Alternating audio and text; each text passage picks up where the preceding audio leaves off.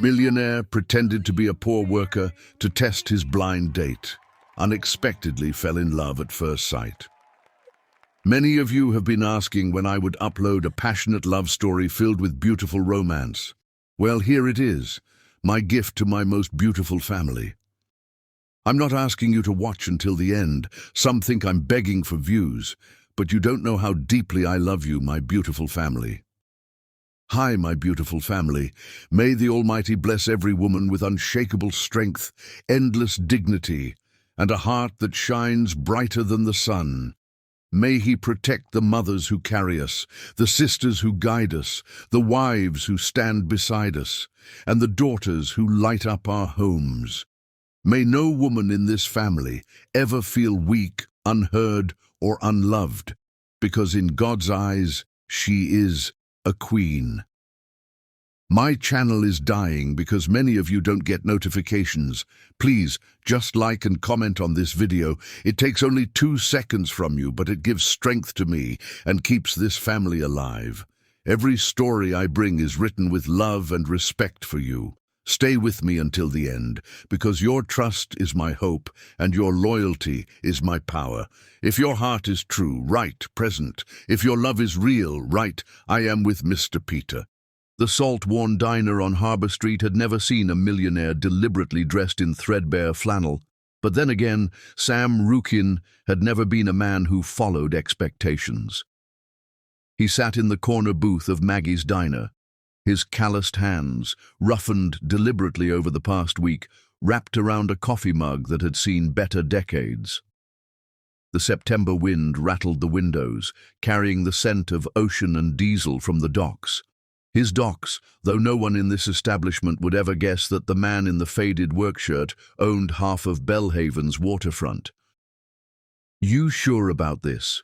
Theodore had asked him that morning, standing in the marble foyer of Sam's estate. "Lying to a woman before you've even met her?" "It's not lying," Sam had replied, though the words tasted bitter even then. "It's selective truth. I work at the docks. That's true." Theodore had shaken his head. "You own the docks, Sam. There's a difference." But Sam was tired, bone-deep, soul-weary tired, of women who saw his bank account before they saw him.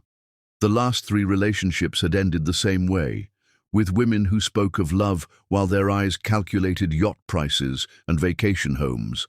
At 32, he wanted something real, something that had nothing to do with the Rukin shipping fortune.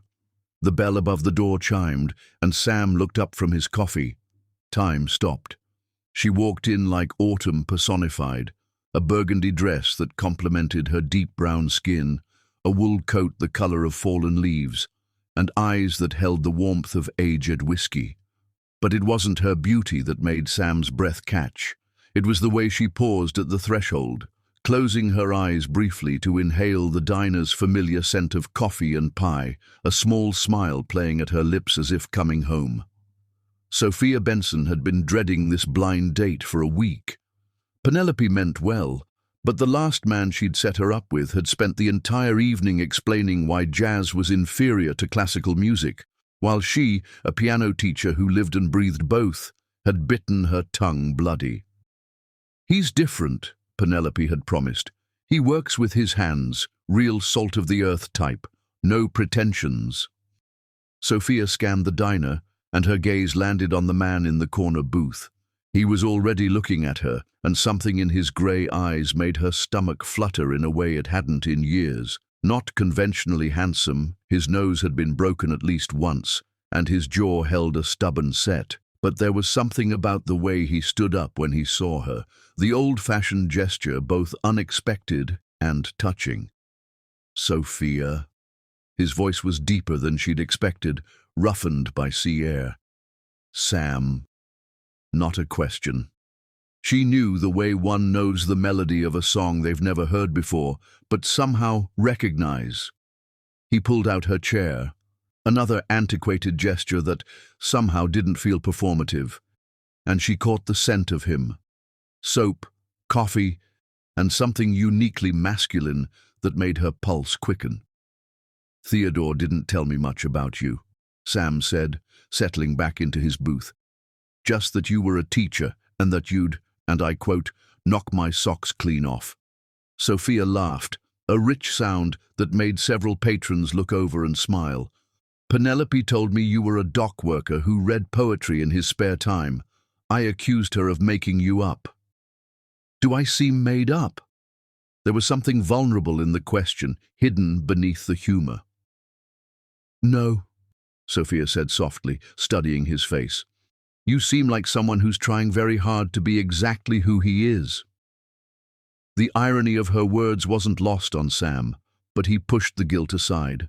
This was temporary. A few dates to see if she could care for him without the money. Then he'd tell her everything. What kind of teaching do you do? He asked, genuinely curious. Piano, mainly. Some music theory at the community center. Her eyes lit up as she spoke. I have this student, Lucy. She's 7. Yesterday she played her first complete piece, Für Elise, and when she finished, she looked at me with these huge eyes and said, Ms. Sophia, my fingers made magic. Sam found himself leaning forward, captivated not by her beauty, but by her passion. You love it. More than anything, music it's the language people speak when words aren't enough. It's how we touch the divine without leaving Earth. She paused, embarrassed. I'm sorry, I get carried away. Don't apologize. He reached across the table, his fingers barely grazing hers. Passion isn't something to hide. The waitress, Maggie herself, 60 years old and sharp as winter wind, appeared with menus. She looked at Sam with narrowed eyes, and for a moment he feared recognition. But she simply said, The meatloaf's good tonight. Made it myself. They ordered meatloaf for him, the fisherman's stew for her, and fell into conversation with the ease of old friends. Sophia told him about growing up in Bellhaven. The only black family on her street for years, how music had been her refuge and rebellion both. Sam told her carefully edited truths, his love of the ocean, his work at the docks, letting her assume he was a longshoreman, his mother's death when he was 15. She played piano too, he said quietly. Every evening after dinner, said it was her way of putting the day to rest. Sophia's hand found his across the table. Music holds our ghosts gently. They lingered over coffee and shared a piece of apple pie, neither wanting the evening to end. When Sophia laughed at his story about seagulls stealing his lunch, her head thrown back in genuine mirth, Sam felt something shift in his chest, tectonic plates of his heart rearranging themselves around this woman he'd known for exactly 3 hours. Outside, the September evening had turned cold. Sam walked her to her car, an aging station wagon that had seen better decades, and struggled with the urge to tell her everything right then. I'd like to see you again, he said instead. Tomorrow's Saturday. I have lessons until noon, but after.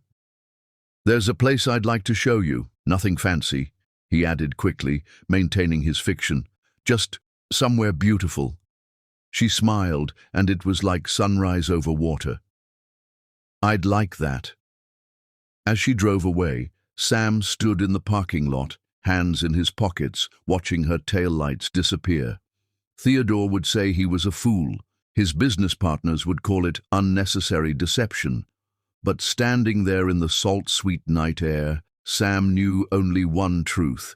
He was already falling, and falling hard, for Sophia Benson. The walk back to where he'd parked his truck, deliberately beat up, borrowed from Hudson, felt like floating. He'd had first dates in Parisian restaurants, on private jets, in exclusive clubs where champagne cost more than most people's rent. But nothing had ever felt as real as sharing meatloaf and conversation with Sophia in a worn-out diner booth. She'd looked at him like he was somebody worth knowing, not for what he could buy her, but for who he was, or who she thought he was. The guilt twisted in his stomach, but he pushed it down. A few more dates, just enough to know if what he'd felt tonight was real. Then he'd tell her everything and pray she'd understand. Chapter 2. The Harbour Walk. Saturday arrived dressed in fog, the kind that turned Belhaven into a watercolor painting where edges blurred and the ordinary became mysterious. Sam waited at the harbour's entrance, hands shoved deep in the pockets of a canvas jacket that had actually belonged to his grandfather, a real fisherman, before the family fortune grew from honest work into inherited wealth. He'd been standing there for 20 minutes, though they'd agreed on 2 o'clock.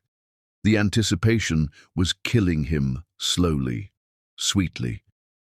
"You're early too." He spun around to find Sophia standing behind him, wrapped in a green scarf that made her eyes look like polished amber. She'd been watching him, he realized, this man who shifted his weight from foot to foot like a teenager waiting for his first date. "Couldn't stay away," he admitted, then felt heat rise in his cheeks. "From the harbour, I mean. I love it when it's like this, all fog and mystery." She stepped closer, and he caught her scent. Vanilla and something floral, jasmine maybe. "Show me your harbour, Sam." Your harbour. If only she knew how literally true that was. He owned 60% of the commercial waterfront, the fishing fleet, 3 of the 5 processing plants. But today, he was just Sam the dock worker, showing a beautiful woman the places he loved. They walked along the wooden boardwalk, their footsteps echoing hollow over the water. The fog muffled sounds, creating an intimate world where only they existed. Sophia's hand brushed his as they walked, and on the 3rd accidental touch, he took her fingers in his, heart hammering when she didn't pull away. "Tell me about your work," she said. "What's it like working the docks?" Sam chose his words carefully, drawing from the summers he'd spent as a boy before his father decided manual labor was beneath a rookin. "It's honest. Your body aches at the end of the day, but it's a good ache, like you've earned your tiredness." He pointed to a massive cargo ship. "See that one? The Persistent Dream. She comes in from Nova Scotia every 2 weeks. The crew always brings these Canadian butter cookies that they share with whoever's working the dock." All true. He just didn't mention that the ship was his, named after his mother's favorite poem. "Do you ever want more?" Sophia asked, then caught herself.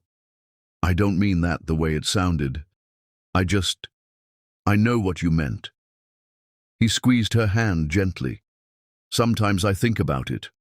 But more of what? Money doesn't make people happy. I've seen rich folks plenty miserable on their yachts." She laughed, spoken like someone who's never had to choose between groceries and heating oil. The guilt twisted sharper. He'd never faced that choice, never would. His monthly interest alone could heat every home in Belhaven through 10 winters. They reached the string of restaurants along the waterfront. Incident number 1, he thought grimly. This was where he showed her his supposed poverty. The Lighthouse restaurant sat pretty on the pier, all white tablecloths visible through fog-kissed windows. "Have you ever eaten there?" Sophia asked, a note of wistfulness in her voice. "Once," Sam lied. He'd been there last week, actually, closing a $1 million deal over lobster thermidor. "For my buddy's wedding. Spent a month's wages on 1 meal. Good food, but..." He shrugged. "I know a better place."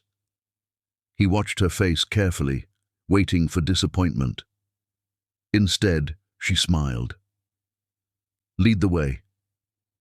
He brought her to a bench near the fish market, pulled out a thermos of coffee and sandwiches wrapped in wax paper, prepared by his housekeeper Stella, though he'd claim he'd made them himself, if asked.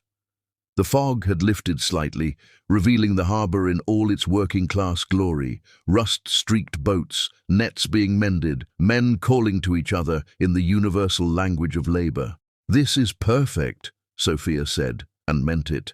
She bit into her sandwich, fresh bread, good cheese, turkey with cranberry sauce, and made a sound of appreciation that sent heat through Sam's body. "Did you make these?" "Family recipe," he said, which was technically true. Stella had been with his family for 20 years.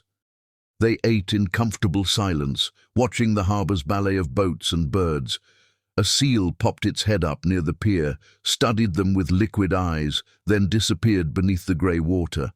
"I love that you brought me here," Sophia said suddenly. "Most men would try to impress with fancy restaurants, expensive wine, but this—" She gestured to the harbour, the fog, the simple meal. "This is real. You're showing me what you love, not what you think I want to see." The irony was so sharp it could cut glass. Sam set down his sandwich, appetite gone. "Sophia, I need to tell you something." "No."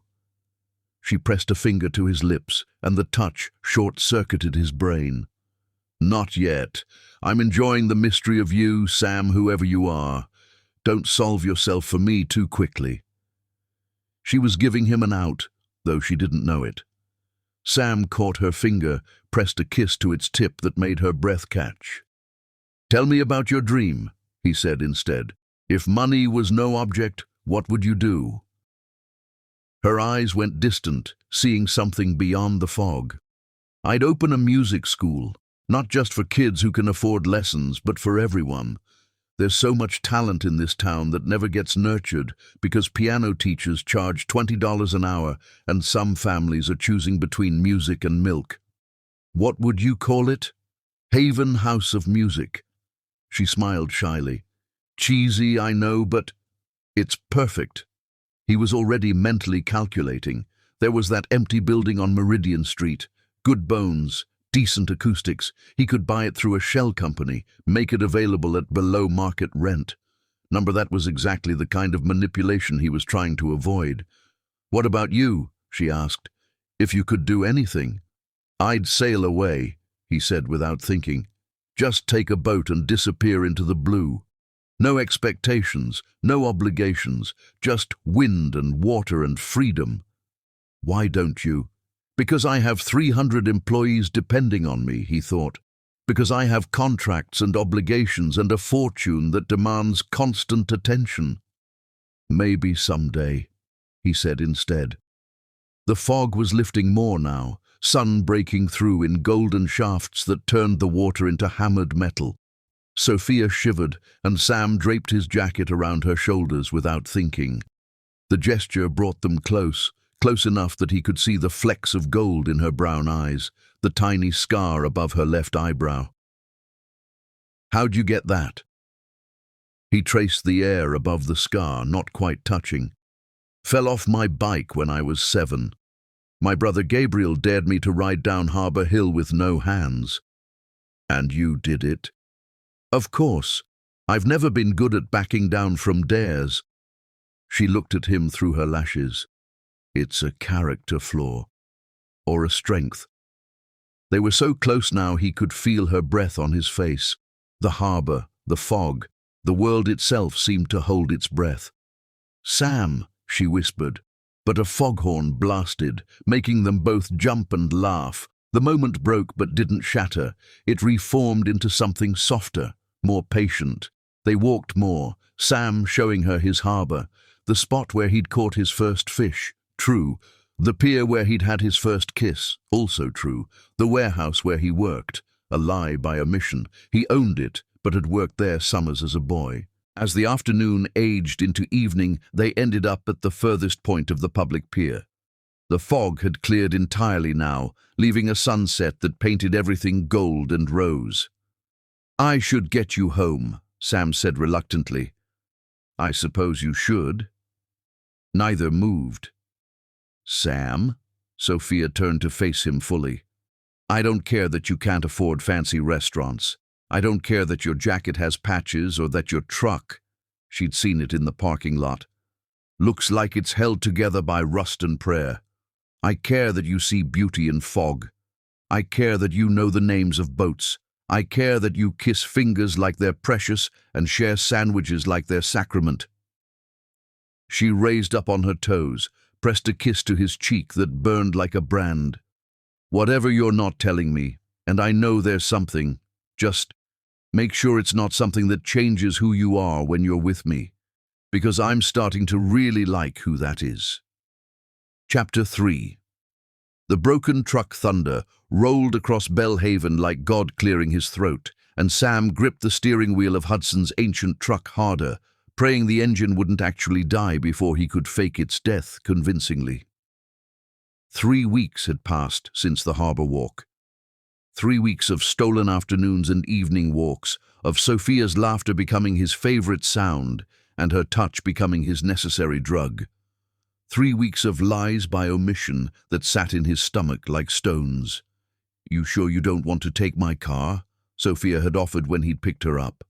She stood in her doorway wearing a yellow sundress that made his mouth go dry, seemingly unaware that storm clouds were gathering like an omen. The dress had tiny sunflowers printed along the hem, and she'd paired it with white canvas shoes that had seen better days, but somehow made her look more beautiful for their imperfection. "This old girl's got life in her yet," Sam had said, patting the truck's dashboard.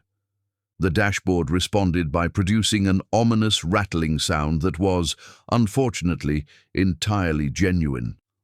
"That doesn't sound like life," Sophia had laughed, climbing in anyway. "That sounds like a death rattle." "You wound me and my truck simultaneously," Sam had replied, but he was grinning. This was what Sophia did. She made everything lighter, even his guilt.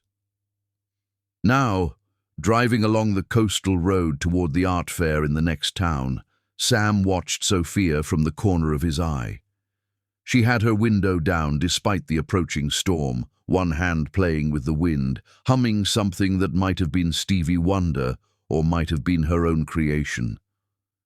The sight of her, comfortable in his supposed poverty, radiant in a dying truck, made his chest ache with something between love and guilt. "You're staring," she said without looking at him. "I'm driving. You're staring while driving. That's probably illegal. Only if I crash. Well, given this truck's condition, that seems likely regardless." The engine coughed as if in agreement, then wheezed, then, right on cue, though Sam hadn't planned it, died completely. "Oh no," Sophia said as Sam guided the truck to the shoulder. "Is it—" "Dead as disco," Sam confirmed, turning the key to produce nothing but clicks. This part wasn't acting. Hudson's truck had genuinely given up. "I'm so sorry, Sophia. I wanted today to be perfect. And now—" "Stop." She placed her hand on his arm, and he could feel the warmth through his shirt. "Adventures are never perfect. That's what makes them adventures. Besides," she looked at the sky through the windshield, "I think we're about to have a bigger problem than a dead truck." The first fat raindrops hit the windshield. Within seconds, it was a deluge, rain hammering the truck's roof like urgent messages from above. "There's an old lighthouse about a quarter-mile up," Sam said, remembering. "It's abandoned but solid. We could wait out the storm there." Sophia's eyes lit up with mischief. "A mysterious lighthouse in a storm? Are you trying to seduce me, Sam, whoever you are? Is it working?" She grinned. "Race you." Before he could protest, she was out of the truck, shrieking with laughter as the rain instantly soaked her. Sam sat frozen for a moment, watching her spin in the rain, her sundress plastered to her skin, her face turned up to the sky like she was receiving a blessing. "Come on, dock worker," she called, "or are you afraid of a little water?" He ran after her, catching up just as she reached the lighthouse. The door was warped, but unlocked. He made a mental note to have someone secure it. The lighthouse was his property after all, and they tumbled inside, breathless and dripping. The interior was dusty but dry, with a spiral staircase leading up to the lamp room.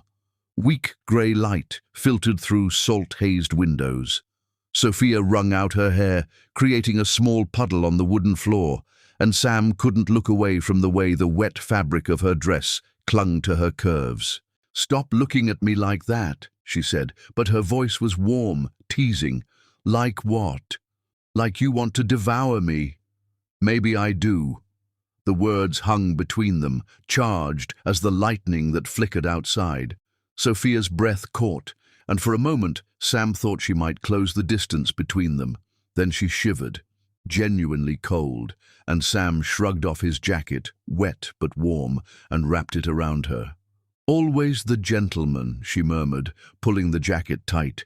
It smelled like him, salt and soap and something uniquely Sam. "Let's go up," she suggested. "I've never been in a lighthouse before." They climbed the spiral stairs, their footsteps echoing metallically.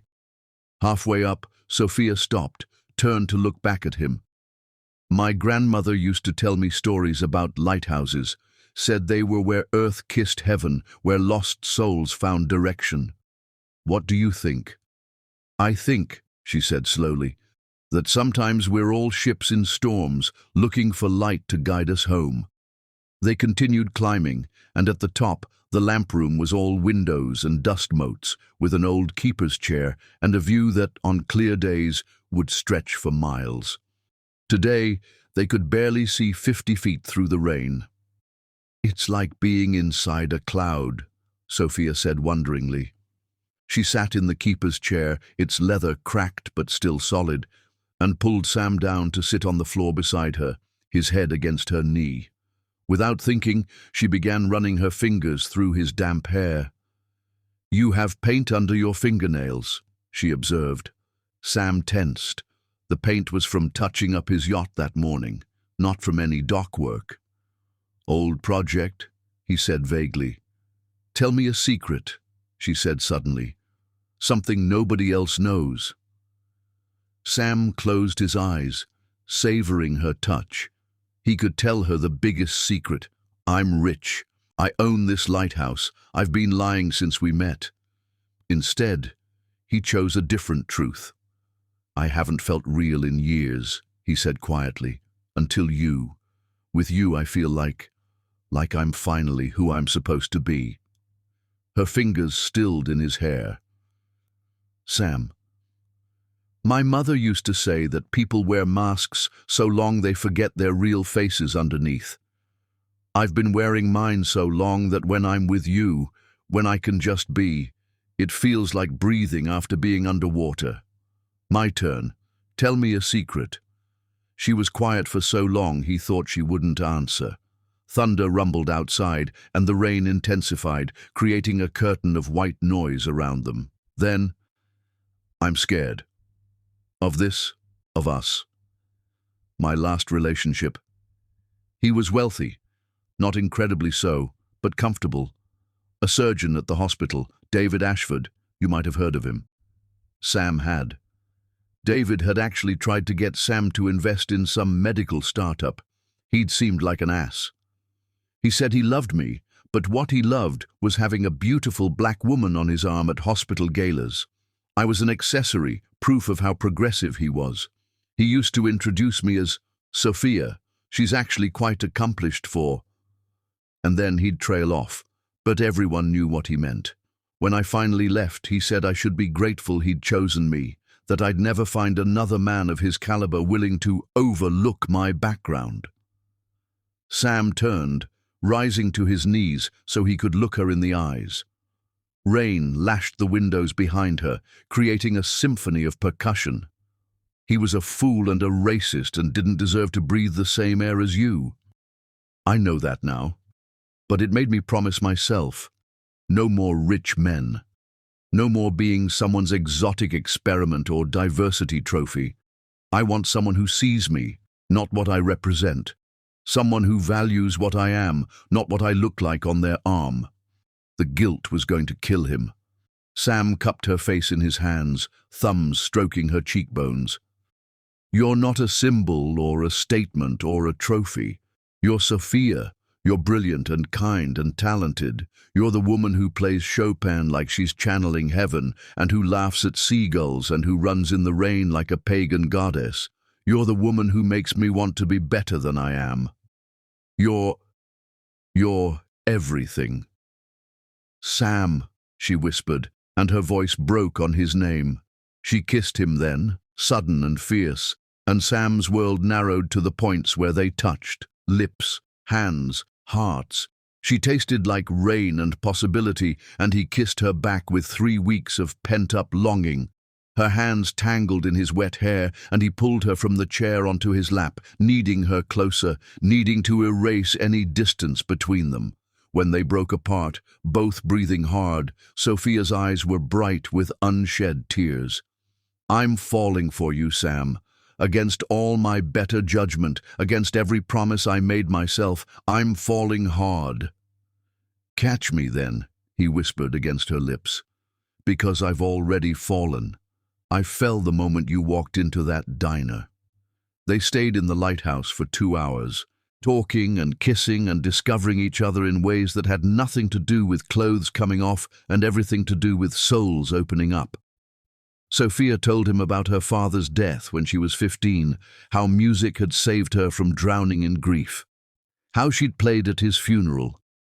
Amazing Grace, turning into a jazz improvisation that had made the whole church weep and laugh simultaneously. Sam told her about the pressure he felt at work, carefully avoiding specifics, the weight of expectations he carried. "Sometimes I feel like I'm playing a role written by someone else. Like I'm supposed to want things I don't want, be someone I'm not." "What do you want?" Sophia asked, her fingers tracing patterns on his jaw. "This," he said simply. "You. Simplicity. Truth." The last word burned his tongue.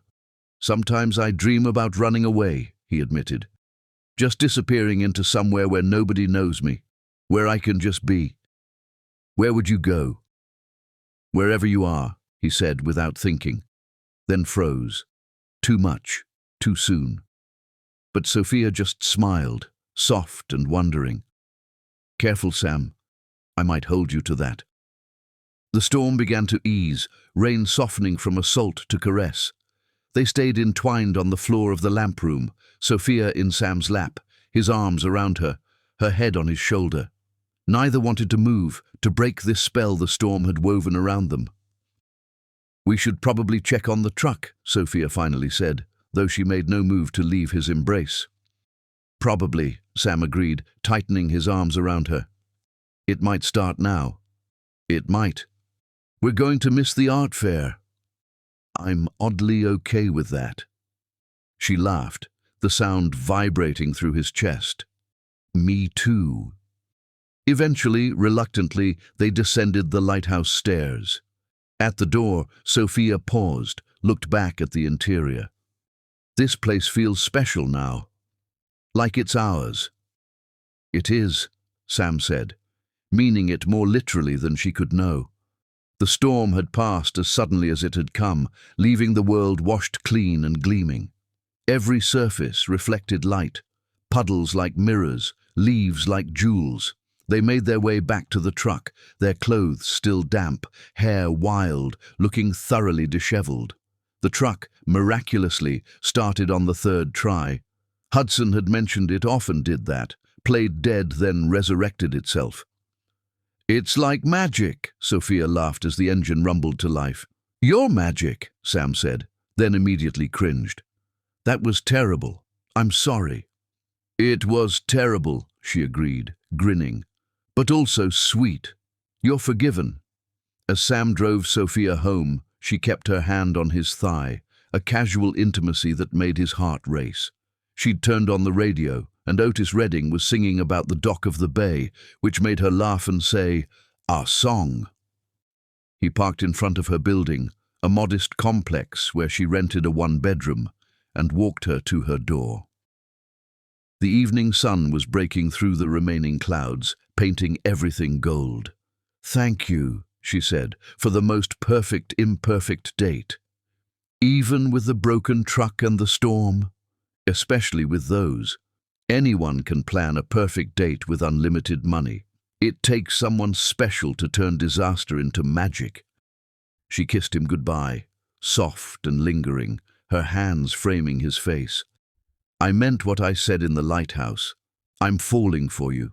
It terrifies me, but it also feels inevitable, like you were always supposed to happen to me. Sophia, don't say anything, just be who you are. That's all I need."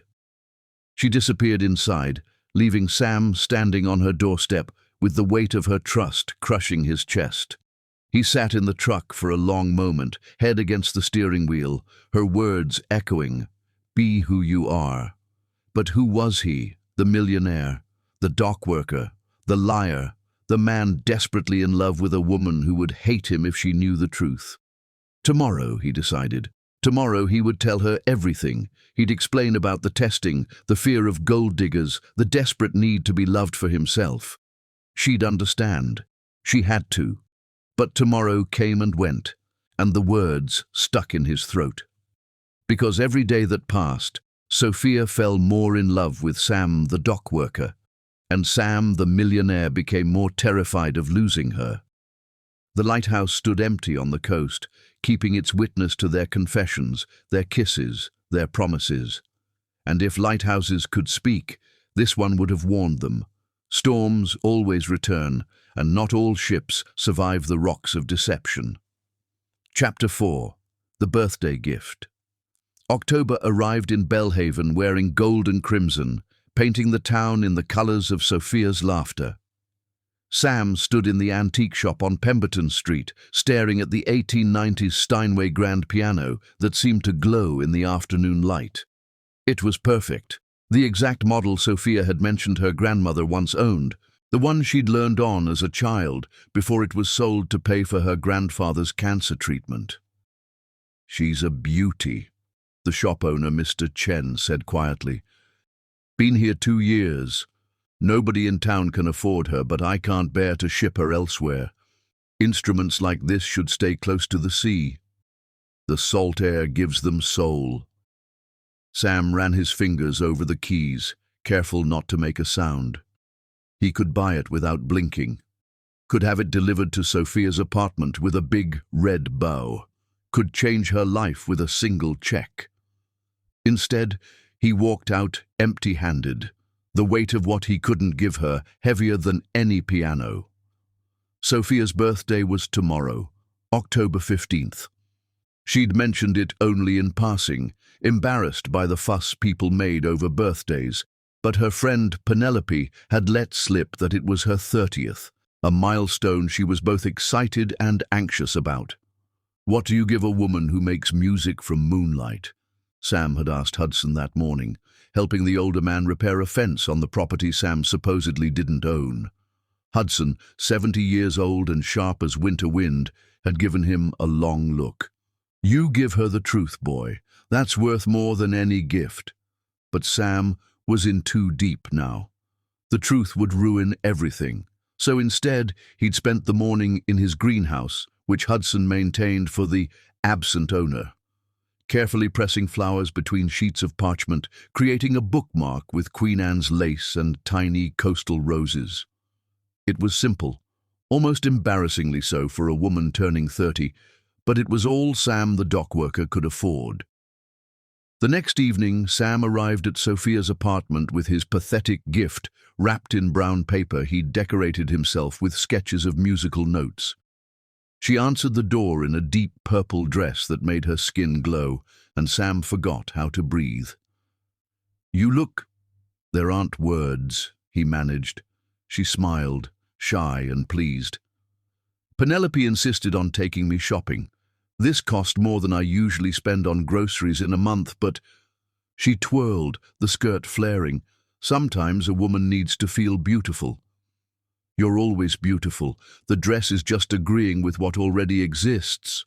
She kissed him, soft and sweet, tasting of the wine she'd been sharing with Penelope, who appeared behind her with knowing eyes. "The dock worker," Penelope said, and something in her tone made Sam nervous.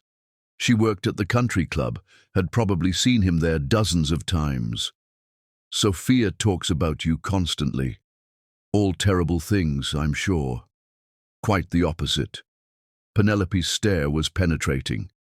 "She says you're the most genuine man she's ever met, that you don't pretend to be anything you're not." The words were a knife between his ribs, but Sam smiled through it. "I try to be myself." "We should go," Sophia intervened, sensing tension. "Gabriel's already at the restaurant, and you know how he gets when he's kept waiting." The restaurant was modest. Rosalie's, a family place where birthdays meant free cake and the whole staff singing off-key. Sam had wanted to take her somewhere nicer, but caught himself before suggesting it. Dock workers didn't frequent restaurants with wine lists and tablecloths. Gabriel was indeed waiting, and his expression when he saw Sam was carefully neutral. Sophia's brother was protective, had been since their father died, and he'd made it clear he was withholding judgment on Sam. "The dock worker," he said, echoing Penelope's greeting but with less edge. "The suspicious brother," Sam replied, and was rewarded with Gabriel's surprised laugh. Dinner was boisterous, friends dropping by the table to wish Sophia well. She held court like a queen, gracious and warm, but her hand found Sam's under the table and stayed there, thumb tracing circles on his palm. When the cake came, chocolate with buttercream roses, the whole restaurant sang. Sophia hid her face against Sam's shoulder, embarrassed and delighted in equal measure. In that moment, with her warmth against him and her joy filling the air, Sam knew with terrible certainty that he loved her completely. "Make a wish," Penelope commanded as Sophia faced the candles. Sophia closed her eyes, and Sam watched her face in the candlelight, the way her lashes cast shadows on her cheeks, the slight smile playing at her lips. When she opened her eyes and blew out the candles, her gaze found his immediately, and he knew, somehow, that her wish had been about them. Later, after dinner, they walked along the harbour. October had turned cold, and Sophia wore Sam's jacket over her dress. They found a bench, their bench now, the one where they'd shared sandwiches that first day, and Sam pulled out his pathetic wrapped gift. "It's not much," he started, but Sophia pressed her finger to his lips. "If it's from you, it's everything." She unwrapped it slowly, carefully, as if the brown paper itself was precious. When she saw the bookmark, the pressed flowers arranged in a pattern that suggested musical notes, sealed between thin glass, her eyes filled with tears. "Sam, did you make this?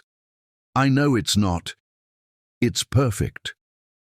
She held it up to the streetlight, watching the way the light passed through the delicate petals. "No one's ever made me anything before, not since I was little, and Gabriel would draw me birthday cards. You deserve more. You deserve that Steinway at Chen's. You deserve—" "Stop!" This time her kiss silenced him. "I don't want what I deserve. I want what's real. This," she held up the bookmark, "is real. You took time. You thought about what would matter to me. That's worth more than any expensive gift." They sat in comfortable silence, Sophia's head on his shoulder, watching the harbour lights dance on the water. Then she said, "My grandmother had a saying, 'Love isn't proved by what you can afford to give, but by what you can't afford not to give.' This bookmark, you gave me your time, your creativity, your thoughtfulness. Those aren't things you can buy." Sam's throat was too tight to speak. How could he tell her now? How could he admit that he could buy her a dozen Steinways without noticing the expense, that the bookmark was a lie too, just a different kind? "There's a talent show," Sophia said suddenly, "at the community centre next month. They want me to play, but I thought, would you sing with me? I know you said you don't perform, but—" "Yes," Sam said without thinking. He'd do anything she asked, even though the thought of being on stage terrified him. Someone would recognize him, surely, but the way her face lit up was worth any risk. "Really? You'll do it? With you?" "I'd do anything." She kissed him then, deeper than before, with heat that had nothing to do with gratitude and everything to do with want. When they broke apart, both breathing hard, Sophia's eyes were dark with desire. "Take me home," she whispered. Sam's heart hammered. "Sophia, not for that. Not yet. I want to be alone with you, away from everyone else. Just us." He drove her home in Hudson's truck, which had developed a new rattle that sounded expensive. Sophia didn't care, singing along to the radio, her hand on his thigh, her joy infectious. At her apartment, she made coffee while Sam looked at her photos. Sophia, at various ages, always at a piano, always smiling. There was one of her whole family, parents and Gabriel, from before her father died. They looked so happy, so complete. That was 2 weeks before the accident, Sophia said, appearing beside him with 2 mugs. I'm grateful we have it. Gabriel wanted to put all the photos away after, but I needed to see Dad's face, needed to remember that we'd been happy. Tell me about him. They settled on her couch. Sophia curled against Sam's side, and she talked about her father, a mailman who sang Motown while he walked his route, who taught her to find music in everything from rainfall to footsteps. He would have liked you, she said. He always said the measure of a man wasn't his wallet but his willingness to show up. Another knife of guilt. Sam was showing up, yes, but as someone he wasn't. Sophia, he started. There's something I need. But she was kissing him again, and the words dissolved on his tongue. They kissed until they were both trembling with want and restraint, until Sophia pulled back with visible effort. If you don't leave now, I'm going to ask you to stay, she said breathlessly. Sam stood, though every cell in his body protested. Happy birthday, Sophia. Best one yet, she replied, clutching the bookmark like a talisman. As Sam drove home to his empty mansion, he thought about Hudson's words about truth being the best gift. Tomorrow, he promised himself. Tomorrow, he would tell her everything. But tomorrow came with its own excuses, its own fears, its own desperate need to preserve the perfect fiction they'd built together. And the bookmark sat on Sophia's nightstand, catching morning light through pressed flowers, a beautiful lie among so many others. Chapter 5. The Family Dinner. Aurora.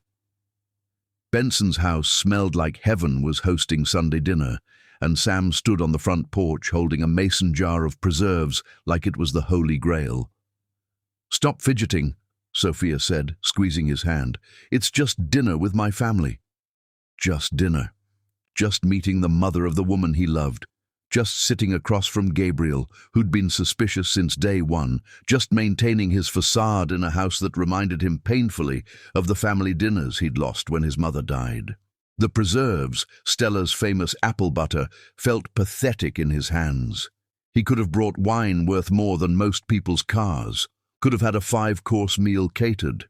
Instead, he stood there with a mason jar and sweaty palms, playing a part that felt less like protection and more like betrayal with each passing day. The door opened before Sophia could knock. Aurora Benson was a preview of Sophia in 25 years. The same warm eyes, the same regal bearing, the same smile that made you feel like you were coming home. "You must be Sam," she said, and pulled him into a hug before he could respond. She smelled like cinnamon and butter, like mothers were supposed to smell. "Sophia hasn't stopped talking about you for weeks." "Mom," Sophia protested, but she was smiling. "I brought this." Sam offered the preserves awkwardly. "It's not much, but—" "Homemade?" Aurora examined the jar with interest. "Don't tell me a dock worker knows his way around a kitchen too?" "Family recipe," Sam said, the half-truth burning his tongue. "My aunt taught me." Stella would laugh at being called his aunt, but she'd taught him more about family than most of his blood relatives. The house was warm and lived in, photos covering every surface, jazz playing softly from an old stereo. Nothing matched. The couch was floral, the armchair was plaid, the curtains were striped. But somehow it all worked, creating a harmony that reminded Sam of Sophia's music. Gabriel emerged from the kitchen, drying his hands on a dish rag. His expression was carefully neutral, but his handshake was firm. "Sam, good to see you again." "You too. Need help in the kitchen?" Gabriel's eyebrows rose. "You cook." "I'm better at eating than cooking, but I can follow directions." That earned him a small smile. "Come on then. Mom'll have you peeling potatoes before you can blink."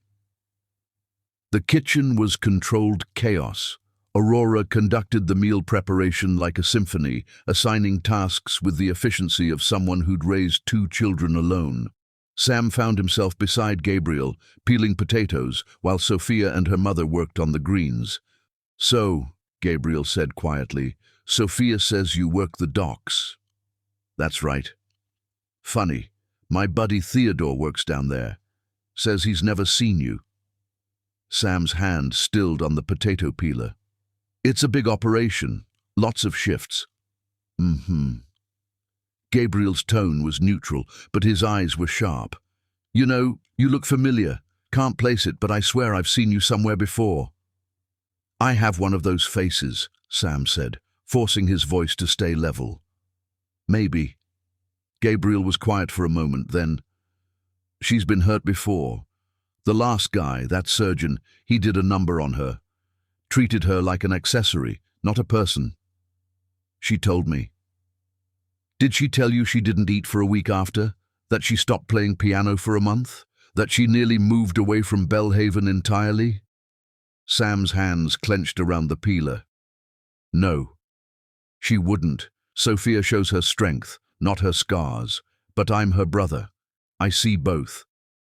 Gabriel turned to face Sam directly. "I don't care if you're rich or poor, black or white, educated or not. But if you're lying to her about something fundamental, if you're playing some kind of game—" "Gabriel," Sophia appeared in the doorway. "Are you threatening my boyfriend?" "Just talking," Gabriel said mildly. "Man to man."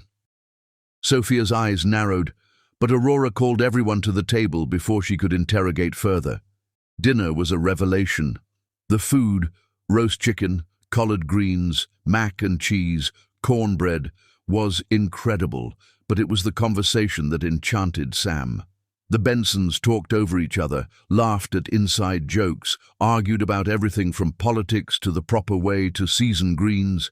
It was chaotic and warm, and everything family should be. "Tell us about your people, Sam," Aurora said, passing him more cornbread. "Sophia says you don't talk much about family." The table went quiet, everyone looking at him with interest rather than suspicion. "Not much to tell," Sam said carefully. "My mother died when I was 15. Cancer. My father ... He paused, choosing his words. "We don't speak. He wanted me to be something I'm not." All true, though his father's vision had involved taking over the family empire, not working the docks. Aurora reached across the table to squeeze his hand. "I'm sorry about your mother. Losing a parent young changes you." "It does," Sophia agreed softly, her hand finding his under the table. "But you know," Aurora continued, "family isn't just blood. It's the people who show up, who stay, who see you for who you really are." The words were meant as comfort, but they twisted in Sam's chest like a blade. After dinner, they moved to the living room. Sophia played piano, an old upright that was slightly out of tune, but perfect in its imperfection.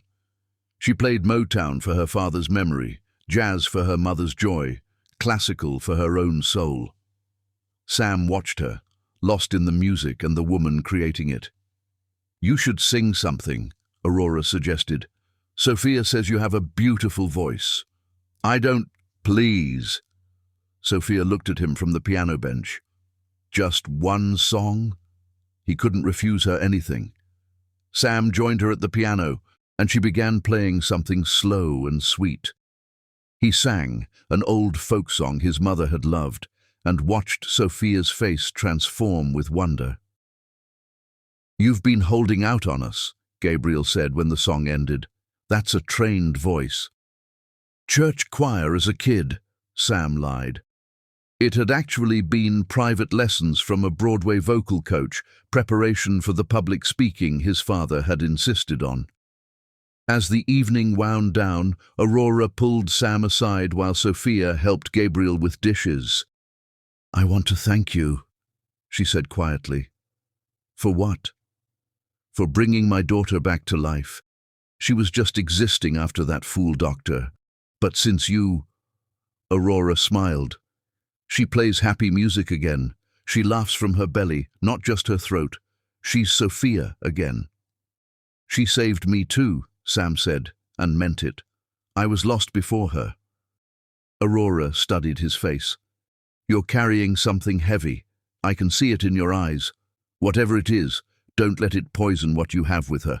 Some things are worth more than pride or fear or whatever's keeping you silent. Before Sam could respond, Sophia appeared. Ready to go? Outside, the October night was crisp and clear. They stood by Hudson's truck, Sophia wrapped in Sam's arms. Thank you, she said against his chest, for tonight, for being wonderful with my family. They're easy to be wonderful with. She pulled back to look at him. Gabriel wasn't giving you a hard time, was he? He's protective. I respect that. I'd be the same if I had a sister like you. Like me, how? Brilliant, beautiful, talented, worth protecting. She kissed him, soft and deep. I don't need protecting, Sam. I just need honesty. Promise me, whatever happens, you'll always be honest with me.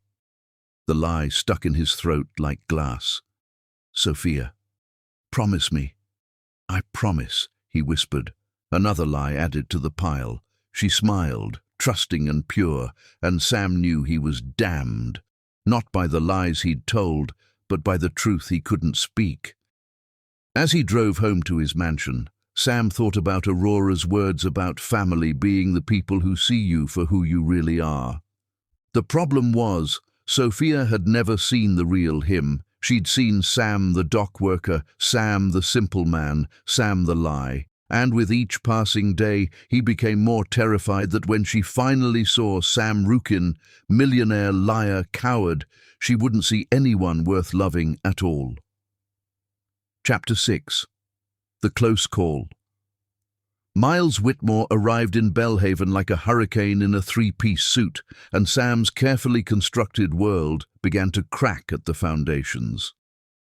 What do you mean you can't meet today?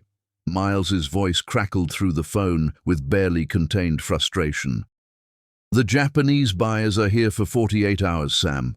We need you at the country club for lunch. Sam gripped his phone tighter, watching through the window as Sophia arranged books in the library where she worked. He'd promised to help her move some donated pianos to the community center today, a promise made by Sam the dock worker, not Sam the CEO.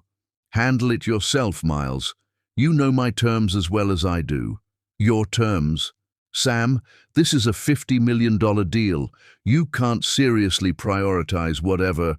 I said handle it. Sam ended the call, but the damage was done. Miles was in town, and Miles had all the subtlety of a brass band. Everything okay? Sophia appeared beside him, concern creasing her brow. You look stressed. Work stuff, Sam said vaguely. Someone's making demands they shouldn't. She kissed his cheek. Well, tell them you're taken today. These pianos won't move themselves.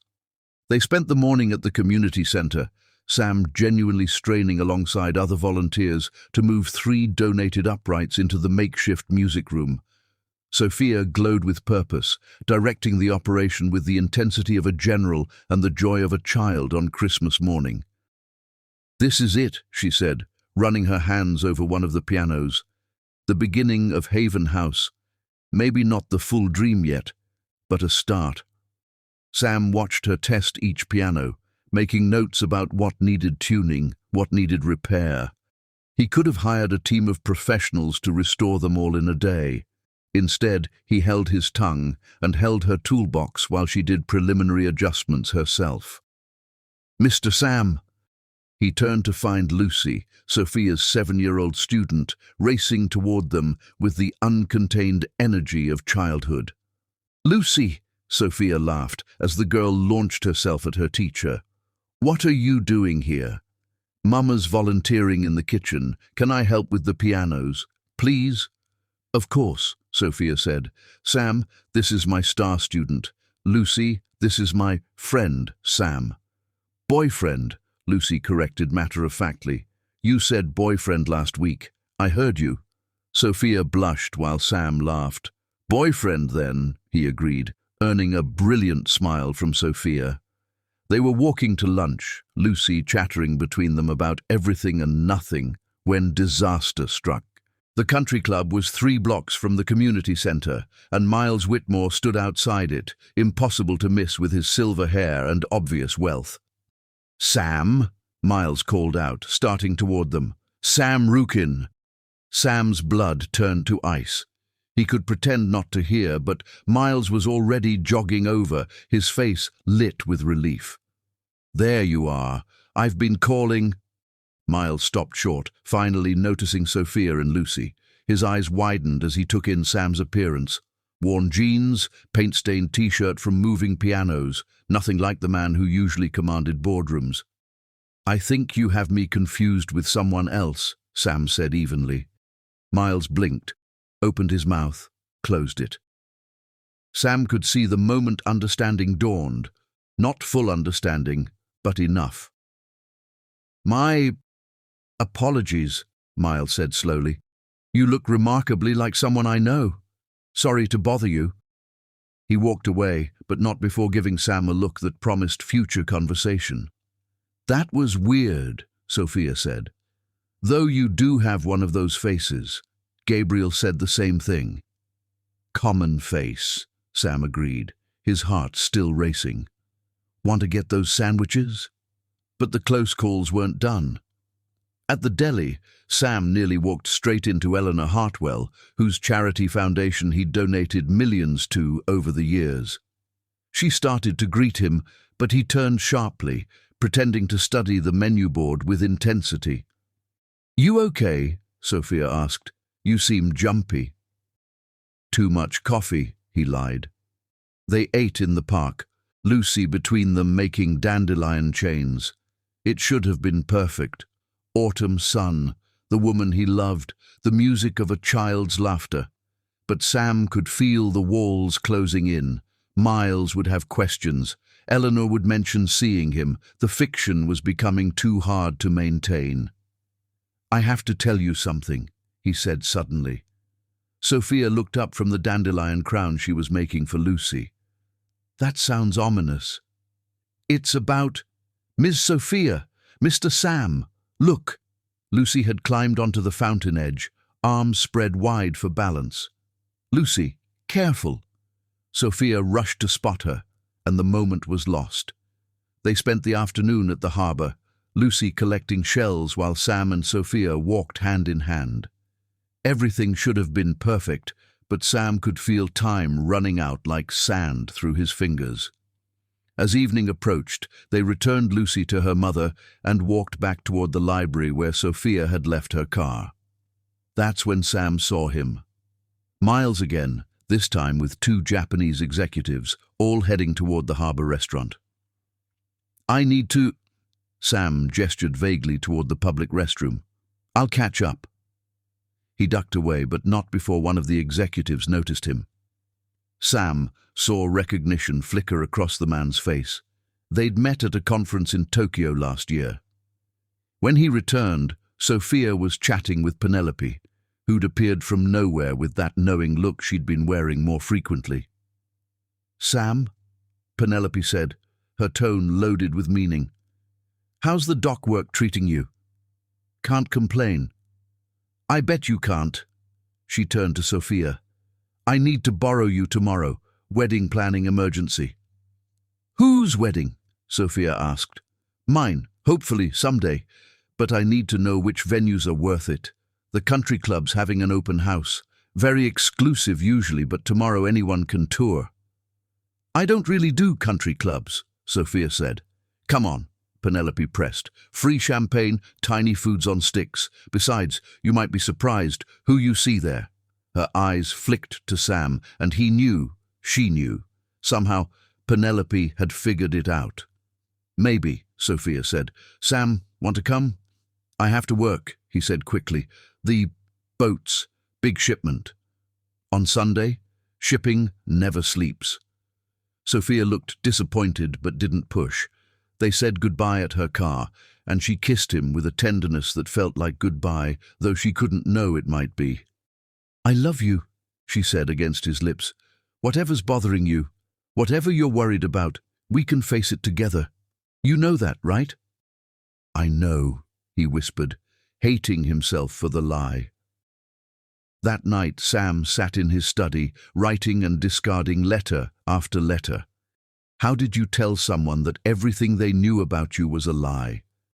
How did you explain that you'd fallen in love while wearing a mask, and now you couldn't take it off without losing everything? Miles called. Want to explain what that was about today? It's complicated. Sam, you can't keep living two lives. It's going to explode, and when it does... I know. The Japanese team recognized you, by the way. I told them you have an identical twin who's a dock worker. They found it amusing. Thanks. Don't thank me. Fix this. That woman, Sophia, she deserves the truth. Sam knew Miles was right. Tomorrow, he decided. Tomorrow at the country club, if she showed up, he'd tell her everything. Better she hear it from him than discover it herself. But tomorrow had its own plans, and the truth had a way of revealing itself in the worst possible way, at the worst possible time. The letter he finally wrote sat on his desk, unsigned. My dearest Sophia, I am not who you think I am, but everything I feel for you is more real than anything I've ever known. Please forgive me for the lie that brought us together, and please believe that the love that grew from it is the only truth that matters. Forever yours, the man you're still teaching to be himself. He sealed it in an envelope, wrote her name on the front, and left it on his desk. Tomorrow, he'd either give it to her or tell her in person. Tomorrow, everything would change. Chapter 7. The Revelation. The Belhaven Harvest Festival arrived dressed in gold and crimson, with the salt-sweet smell of caramel apples and the distant music of a fiddle band. Sam stood at their usual meeting spot near the harbor entrance, watching families stream past with children clutching cotton candy and couples holding hands. He'd practiced his confession 100 times. Sophia, there's something I need to tell you. I'm not who you think I am, but I am who I want to be when I'm with you. The words felt hollow, insufficient for the magnitude of his deception. His hands shook slightly as he checked his watch. She was 5 minutes late, unusual for her. Maybe she sensed something. Maybe she already knew. You look like you're facing execution. He spun to find Sophia approaching, and his breath caught as it always did. She wore a rust-colored sweater that made her skin glow, her hair crowned with a flower wreath she'd probably bought from one of the vendors. She looked like autumn itself come to life. But there was something in her eyes, a questioning, an uncertainty he hadn't seen before. You're beautiful, he said, because it was true, and because the words he needed to say were choking him. She kissed him, tasting of apple cider and cinnamon, but pulled back sooner than usual. You've been distant all week. Are we okay? The lie stuck in his throat. Sophia, there's something... Later, she said, but her smile didn't quite reach her eyes. Come on, melancholy man. Let's find some joy. We can talk about whatever's bothering you after. They wandered through the festival, hand in hand, but the usual magic felt forced. Sophia insisted on trying every sample, playing every carnival game, dancing to every street musician, but Sam could feel her watching him, sensing the weight he carried. When a little girl ran past them chasing bubbles, Sophia's face lit up with genuine joy, and Sam felt his heart break preemptively. This might be their last perfect moment. Remember when we met Lucy here last year? Sophia said suddenly. She was so shy then. Now she performs in front of the whole class. You changed her life, Sam said. Music changed her life. I just introduced them. She paused at a booth selling handmade jewelry, fingering a simple silver bracelet. Isn't it strange how the smallest gestures can alter everything? The irony wasn't lost on him. You're quiet, she observed, as they shared a funnel cake, powdered sugar dusting her nose. More than usual, I mean. Sam, whatever it is, you can tell me. That's what we do, right? Tell each other everything. Sophia, Sam. Penelope appeared through the crowd like a herald of doom, and she wasn't alone. With her was a man Sam recognized with sinking dread, James Harrison from the Belhaven Gazette, who'd interviewed him just 3 weeks ago about the harbor expansion project. Sam's blood turned to ice. He could see it happening in slow motion, Penelope's determined expression, James's recognition dawning, Sophia's confusion. This was it. The moment his carefully constructed world would shatter. "James, these are my friends I was telling you about," Penelope said, her eyes locked on Sam's with unmistakable purpose. "Sophia and Sam. You might know Sam from around town." James extended his hand to Sophia, then turned to Sam. His eyes widened in recognition, then confusion, then a sort of delighted surprise. "Mr. Rukin, what are you doing? Is this some kind of undercover boss situation?" "You must have me confused with someone else," Sam said desperately, but his voice cracked on the lie. "Confused?" James laughed, the sound cutting through Sam like glass.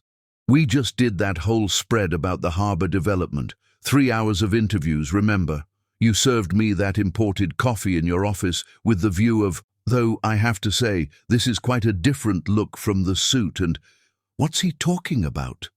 Sophia's voice was small, confused, but underneath was the beginning of something else. Realization, perhaps, or betrayal.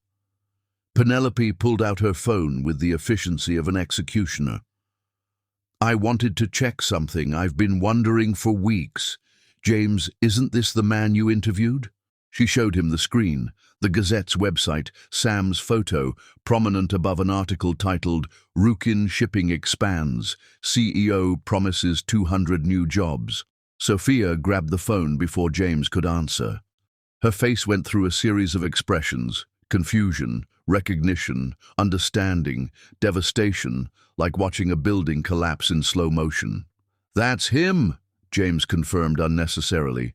"Samuel Rukin.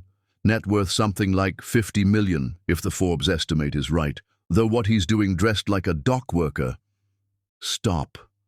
Sophia's voice cut through everything. She was staring at the phone screen, at the photo of Sam in his expensive suit, standing in front of his office building. The same eyes, the same jaw, the same man who'd held her in a lighthouse and claimed to be nobody special. "Sophia." Sam reached for her, desperate. "Don't." The word was sharp enough to cut. "Don't you dare touch me." She looked at him then, really looked, and Sam saw the exact moment everything clicked into place. Every strange coincidence, every moment that didn't quite add up, every time he'd deflected questions about his past. "You're Samuel Rukin, the millionaire, the one who owns—" Her voice was rising now, drawing stares from festival-goers. "The docks. You own the docks. You don't work there. You own them." "I can explain." "The truck, Hudson's truck. Hudson works for you, doesn't he?" Each word was getting louder, sharper. "The greenhouse where you got the flowers for my bookmark, your greenhouse. The preserves your aunt made, your housekeeper probably. The lighthouse where we—" Her voice broke. "You own that too, don't you? You own everything, every place you took me, every humble gesture, it was all yours." Sam's silence was answer enough. "Oh my God." Sophia pressed her hand to her mouth, and for a moment Sam thought she might be sick. "The whole time, from the very beginning, from that first night at Maggie's diner, you were—" "What? Testing me? Seeing if the poor black girl would fall for you without the money? Was I an experiment? A game?" "It wasn't like that." "Then what was it like, Sam? Or should I call you Mr. Rukin now? Your Highness, Master of the Harbor?" People were definitely staring now, some pulling out phones. James had the decency to look uncomfortable and mumbled something about finding his wife before disappearing. But Penelope stayed, watching with a mixture of satisfaction and sympathy. "You knew," Sophia said to her friend, and the betrayal in her voice was almost worse than the anger. "You knew, and you—" "I suspected for weeks. Then I knew for certain when I saw him at the country club last month. I tried to hint, to give him chances to tell you himself. But he didn't. So I thought you deserved to be humiliated in public." Sophia's voice was rising to a near shout. "To find out the man I love has been lying to me for 2 months in front of the whole town." "You love me," Sam said desperately, clinging to this one truth. "That's real. What we have is real." Sophia laughed, but it was sharp, bitter, nothing like her usual joy. It was the sound of something breaking. "What we have? We have nothing. We never did. I fell in love with a dock worker who made me bookmarks and shared sandwiches and couldn't afford nice restaurants. That person doesn't exist. He's a character you played, and I'm the fool who bought the performance. He does exist. You're a millionaire who was playing dress-up. Was it fun, watching me be grateful for tiny gestures when you could have bought me anything? Listening to me talk about my dreams for a music school when you could fund it with pocket change? God, I saved for 3 weeks to take you to dinner for your birthday. I spent grocery money because I wanted to give you something special.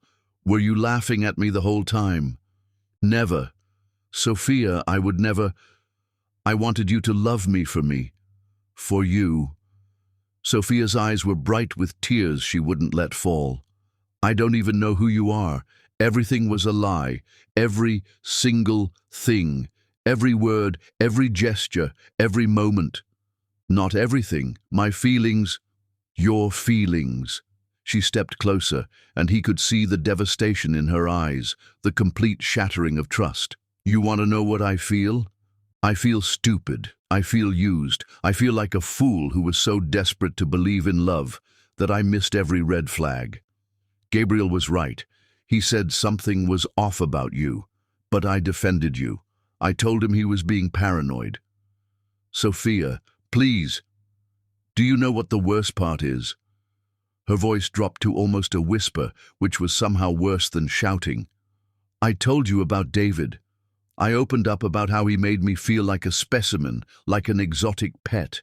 And the whole time, you were doing worse. At least he was honest about his money, about who he was. You made me fall in love with an illusion. You let me be vulnerable with someone who didn't exist. The money doesn't matter." "You're right," she said, and for a moment, hope flared in Sam's chest. Then she continued, "The money doesn't matter. The lying does. The manipulation does. The complete lack of respect for me, for my intelligence, for my right to make an informed choice about who I was falling in love with. That matters. You took away my agency, Sam.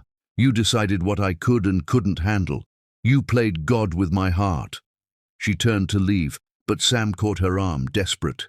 "Please, 5 minutes, let me explain, let go of me." Her voice was ice. He did, immediately, his hand dropping like it had been burned.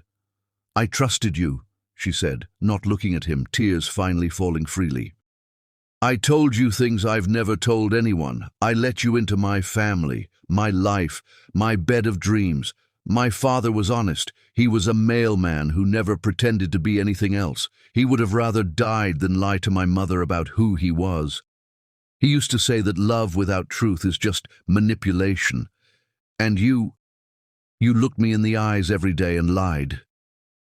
She started walking away, but turned back one more time. "You know what? I could have loved you, the real you. If you'd walked into that diner as Samuel Rukin and said, 'I'm rich and I'm scared of being used for my money,' I would have understood. I would have respected your honesty. We could have figured it out together, but you didn't give me that chance. You didn't think I was worthy of the truth. That's not...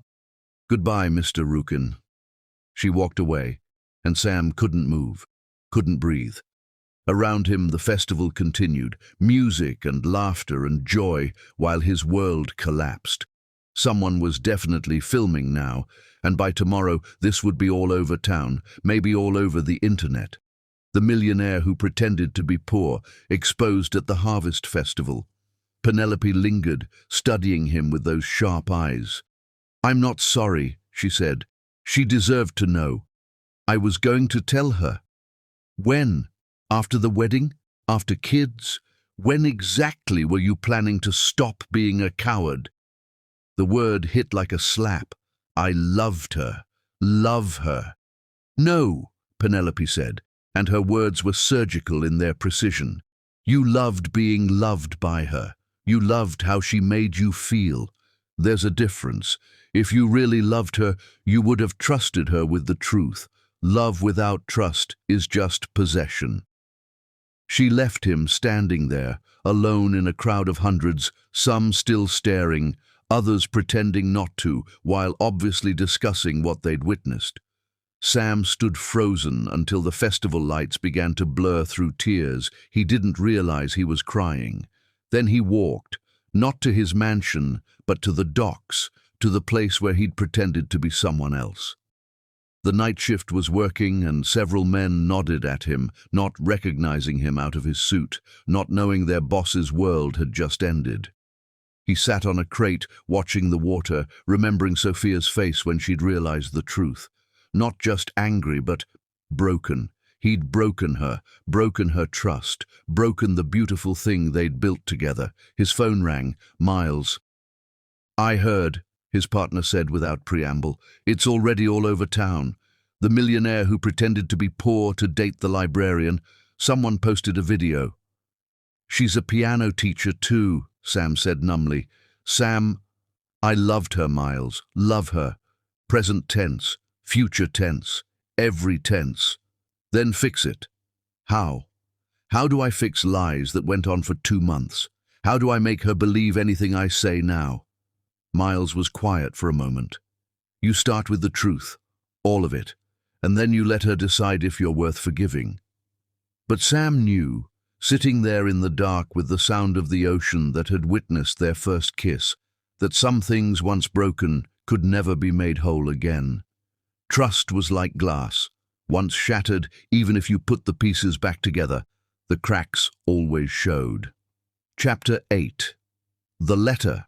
The note arrived at what Sam had thought was his secret rooming house address, the one he'd given Sophia when she'd asked where he lived, a shabby building on the wrong side of town, where he'd actually rented a room just to maintain the lie. Hudson brought it to him 3 days after the festival, his weathered face carefully neutral. Sam had barely left his actual bedroom in those 3 days, hadn't shaved, had ignored 37 calls from business associates and 0 calls from the only person who mattered. She knew you'd be here, Hudson said, setting the envelope on Sam's desk. Don't ask me how. That woman always was too smart for her own good, or yours. Sam's name was written on the front in Sophia's handwriting, the same elegant script that had marked sheet music he'd watched her annotate, grocery lists he'd seen on her refrigerator, love notes she'd tucked into his pocket when he wasn't looking. His hands shook as he opened it. I hate you. You were testing me. I am not hungry for money. I gave you my heart, my trust, my dreams. You gave me lies. I told you about David, about how he made me feel like a specimen in his collection. But you made me feel like a subject in your experiment. Will the poor black woman love me without my money? Was that the question? Did I pass your test? I keep thinking about all the moments that felt so real, the lighthouse, your voice singing in my mother's living room, the bookmark you made me, which I threw away, then pulled out of the trash, then threw away again, then retrieved again because I'm pathetic, and it's the only real thing you ever gave me, your time, even if your intention was false. Did you laugh when I talked about my dreams for the music school, when I saved up to buy you that birthday dinner at Rosalie's? Did you find it quaint, amusing? God, I spent a week's grocery money on that meal because I wanted to treat you to something special, and you sat there knowing you could buy the entire restaurant without blinking. I loved you. Not past tense. That's the worst part. I still love you, or at least I love the man I thought you were. But that man doesn't exist, does he? He was just you, playing dress-up in poor people's clothes, touring poverty like it was a theme park. My mother thinks I should hear you out. Gabriel wants to break your nose. I just want to understand why. Why me? Why the elaborate deception? Why not just be yourself from the beginning? But I know the answer, don't I? Because you didn't think yourself was enough. Or worse, you thought I wasn't enough to handle the truth of you. Stay away from me, Sam, or Mr. Rukin, or whoever you are. I need time to mourn the man who never existed and the future I thought we had. P.S. The saddest part? If you'd walked into that diner as yourself, Sam Rukin, millionaire with trust issues, and been honest about your fears, about wanting to be loved for yourself, I would have understood. I would have fallen for you anyway. Because the parts of you that were real, your kindness to Lucy, your terrible jokes, the way you held me like I was precious, those would have shone through without the elaborate fiction. But now I'll never know what was real and what was performance. And that's what I can't forgive. Sam read the letter 17 times. Each reading was a fresh wound, salt in cuts that wouldn't heal. She still loved him, present tense, but loved a ghost, a fiction, a man he'd pretended to be. He grabbed his keys, headed for his car, then stopped. She'd asked him to stay away. The least he could do was respect this one wish when he'd disrespected so many others. Instead, he called Stella. I need you to teach me something, he said. At 2 in the afternoon? Must be serious. Apple butter. I need to learn to make apple butter. There was a pause. This about that girl? The one you've been lying to? How does everyone know? Small town, big gossip. Plus, Hudson's my cousin. Of course he was. Sam had never bothered to know, just as he'd never bothered to know so many things that mattered. Will you teach me or not? Come to the kitchen. He spent the afternoon learning something he should have known already, how to make the preserves he'd claimed were a family recipe. Stella was patient, but honest. You can't cook your way out of this mess, she said as they peeled apples. I know. Girl like that, smart, talented, proud, she won't be bought with gestures. I'm not trying to buy her. Then what are you trying to do? Sam focused on the knife in his hand, the rhythm of peeling. I'm trying to become someone worth forgiving. That's a start. Over the next week, Sam threw himself into becoming real. He learned to make preserves. He worked actual shifts at the docks, not supervising, but hauling and loading, until his soft hands blistered and bled and eventually calloused. He moved into the rooming house he'd claimed to live in, leaving his mansion empty except for staff. You've lost your mind, Miles said, finding him one evening covered in sweat and fish scales. Maybe, or maybe I'm finding it. She's not going to care that you're punishing yourself. This isn't punishment. This is education. I've spent 32 years insulated from reality. She was right. I was touring poverty like a theme park. Now I'm trying to actually understand it. And then what? Sam didn't have an answer for that. He saw her once, from a distance. She was leaving the library, arms full of books, laughing at something Penelope was saying. She looked beautiful and whole and utterly fine without him. The sight was both devastating and oddly comforting. She would be okay. She was strong enough to survive his betrayal. He started leaving white roses at her door. No note, no explanation, just a single white rose every morning. The first 3 were thrown in the trash. He knew because he checked. But the 4th was kept, and the 5th, and by the 2nd week, he'd see them in a vase through her window. That's called stalking, Gabriel informed him, appearing at the docks one afternoon. I know. She knows they're from you. I know. She cries every time she sees them. Sam's hands stilled on the rope he was coiling. I'll stop. Don't. Gabriel's tone was grudging. They're the only thing that makes her play piano anymore. Sad songs, but still, music is music. Why are you telling me this? Because I love my sister more than I hate you, and for some reason I'll never understand she loves you. The real you, the fake you.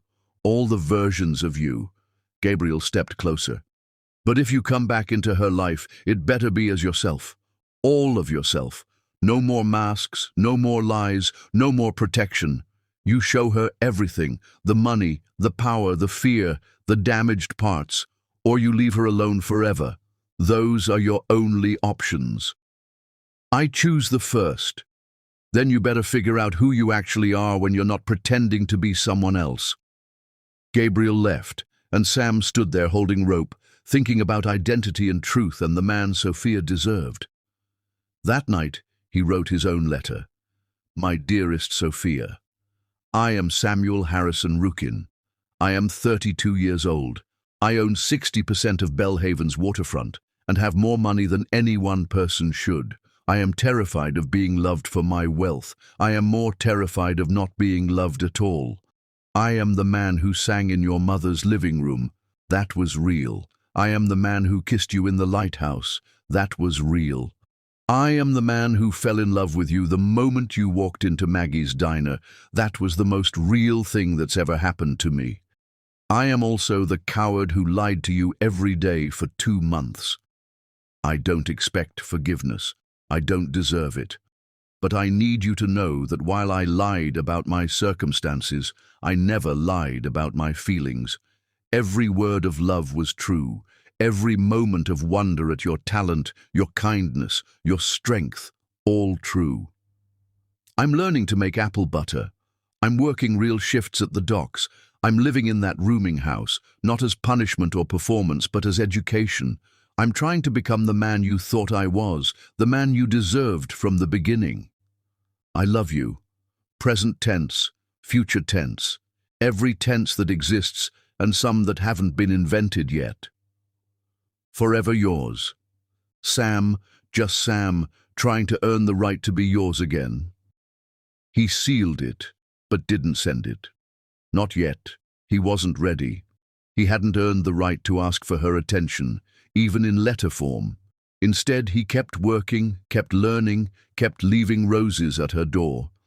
And somewhere across town, Sophia kept playing sad songs and keeping those roses, waiting for something she couldn't name. Chapter 9. The longing 3 months was enough time for skin to replace itself completely, for seasons to change, for the human heart to learn new rhythms. But it wasn't enough time to forget the sound of someone's laugh, or the way they took their coffee, or how they looked in the morning light. February in Belhaven was grey and unforgiving, the ocean the colour of old steel, the sky pressing down like a weight.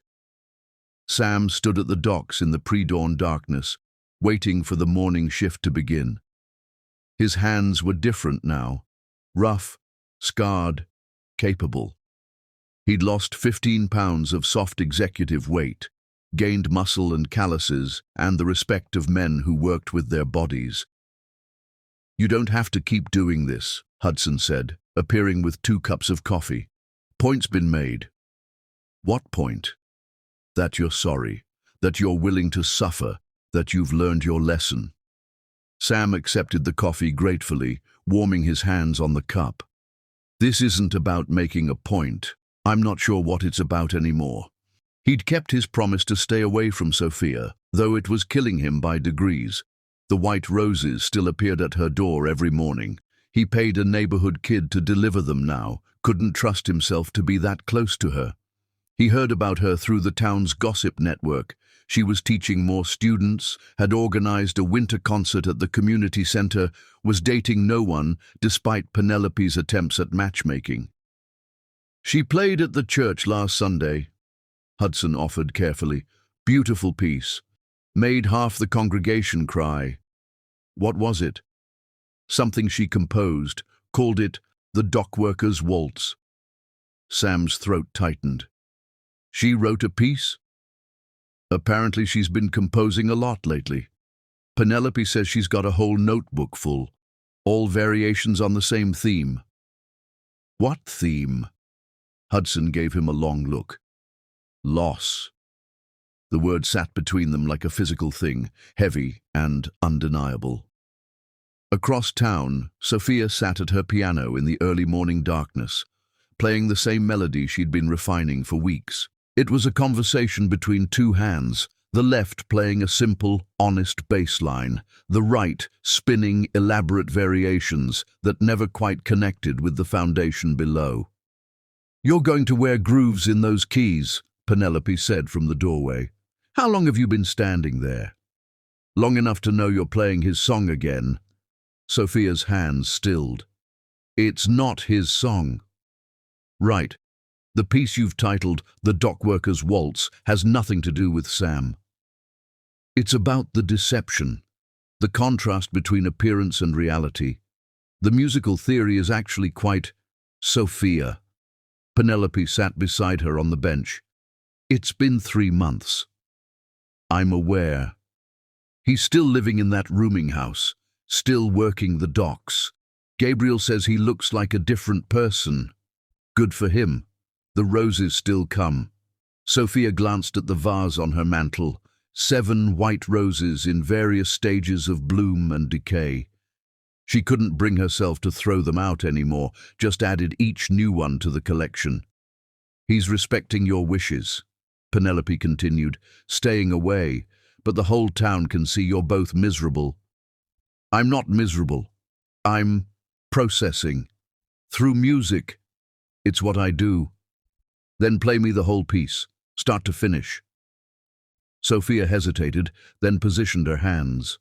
The waltz began simply, 3/4 time, a melody that suggested work songs and sea shanties. Then it complicated, the right hand adding ornamentations that spoke of marble halls and crystal chandeliers. The two parts danced around each other, sometimes in harmony, sometimes in conflict, never quite resolving. The middle section was pure emotion, longing and anger and love twisted together in complex chords that shouldn't have worked but did. It was the lighthouse, the birthday dinner, the festival revelation all transformed into sound. The final section brought back the simple melody, but changed, informed by everything that came before, richer for its journey through complexity, but somehow sadder too. It ended on an unresolved chord, a question hanging in the air. "That's heartbreaking," Penelope said quietly. "It's supposed to be, you still love him. I love who I thought he was." "No," Penelope said firmly. "You love who he actually is. You're just afraid to admit it because that means forgiving him." "He lied to me." "Yes, he did. Spectacularly. Stupidly, completely."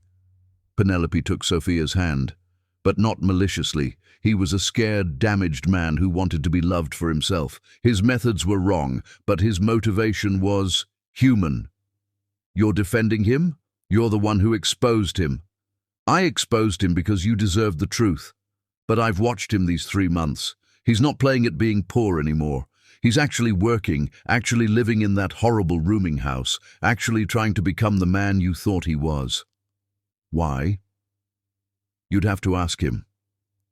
Sophia stood abruptly, moving to the window. Outside, February was doing its best to be depressing. "I can't. If I see him, if I talk to him, You'll what?" "I'll forgive him. And I'm not ready for that." "When will you be?" "I don't know. Maybe never." But that night, Sophia found herself at the harbor, at their bench. The wood was cold through her coat, the air sharp with salt and winter. She could see the docks from here, the night shift working under floodlights. Was he there? Was he one of those anonymous figures hauling nets and crates? She'd brought the latest rose with her, twirling it between her fingers.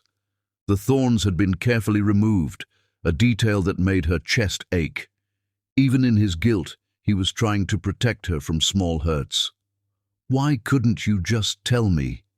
she asked the empty air. Why did it have to be such an elaborate lie? The ocean didn't answer, just kept its rhythm against the pier posts. But somewhere in that rhythm, Sophia heard it, the ghost of a waltz, 3/4 time like a heartbeat, like a promise, like a question that demanded an answer. She went home and played until dawn, the same piece over and over, changing the ending each time, searching for resolution that wouldn't come. Miles found Sam at the rooming house that evening, looking uncomfortable in the shabby surroundings. "The board is asking questions," he said without preamble. "You can't keep running the company from a boarding house. I'm handling everything that needs handling, by phone and email. Sam, you haven't been to the office in 3 months. People are talking. Let them talk." Miles studied him. "You've made your point. You've proven you can live without money. Now what?" "Now I keep living." "That's not living. It's penance, and she's not even here to see it." "This isn't for her." "No."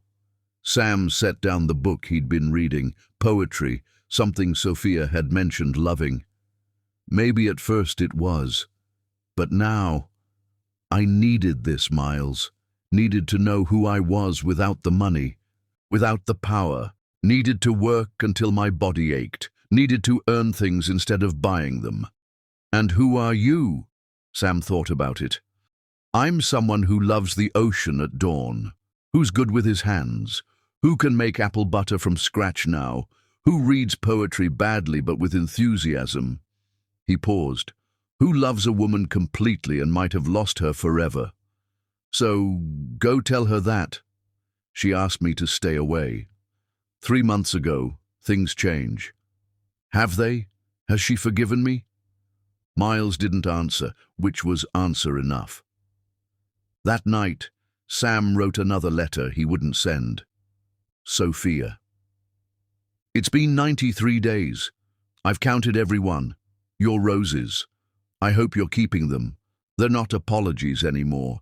They're just reminders that you're thought of constantly by someone who finally understands what he lost. I dream about you. Simple dreams, grocery shopping together, you playing piano while I read, sharing coffee on Sunday mornings. I wake up and reach for you, and the empty space is a fresh wound every time.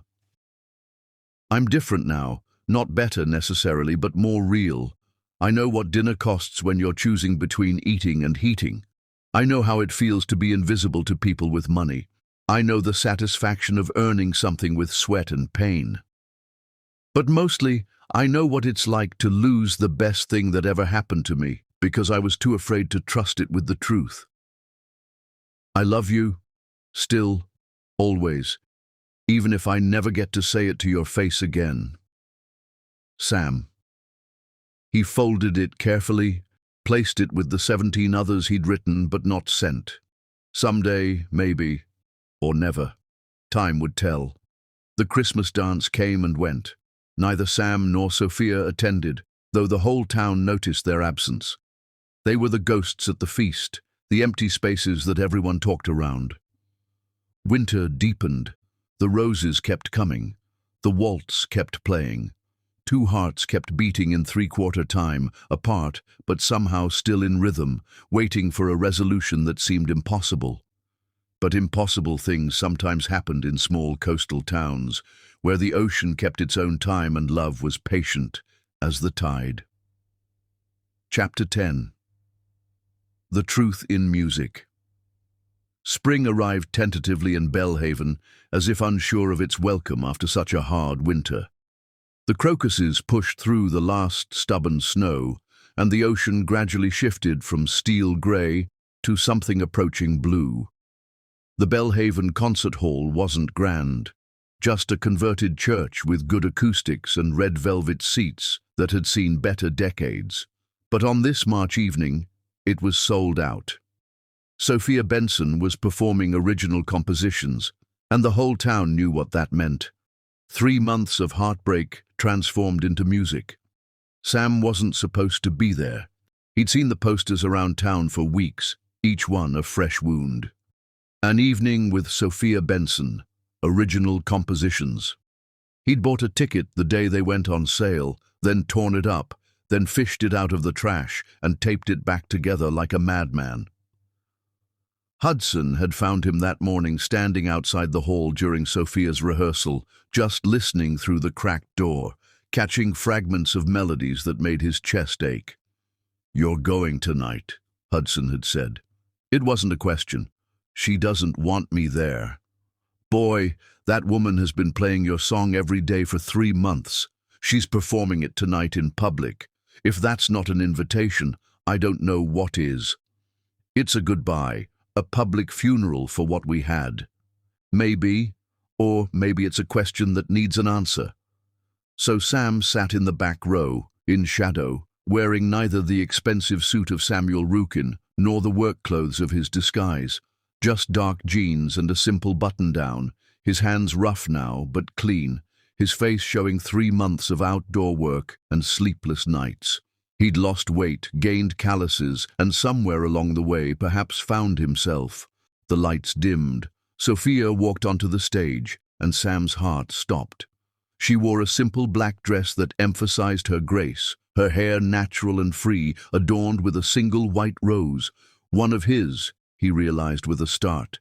She looked thinner, tired around the eyes, but when she sat at the piano and placed her hands on the keys, she transformed. This was Sophia in her element, Sophia as she was meant to be. "Good evening," she said into the microphone, her voice carrying that smoky quality that had haunted his dreams. "Thank you for coming. Tonight's program is personal.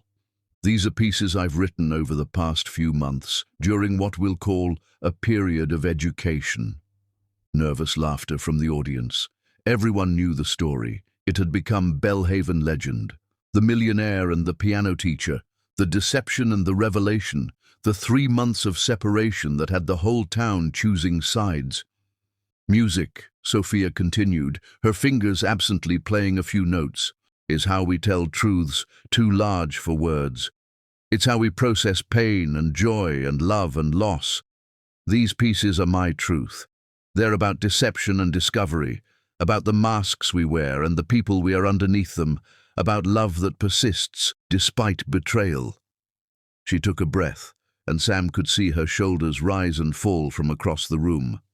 "They're about a man who doesn't exist and one who does, and how sometimes they're the same person." Sam gripped the armrests of his seat hard enough to leave marks. She began to play. The first piece was angry, thunderous chords and racing passages that spoke of discovery and betrayal. Sam could hear the festival in it, the moment of revelation, the shattering of illusion. The audience sat transfixed as Sophia's hands flew over the keys, pouring 3 months of fury into sound.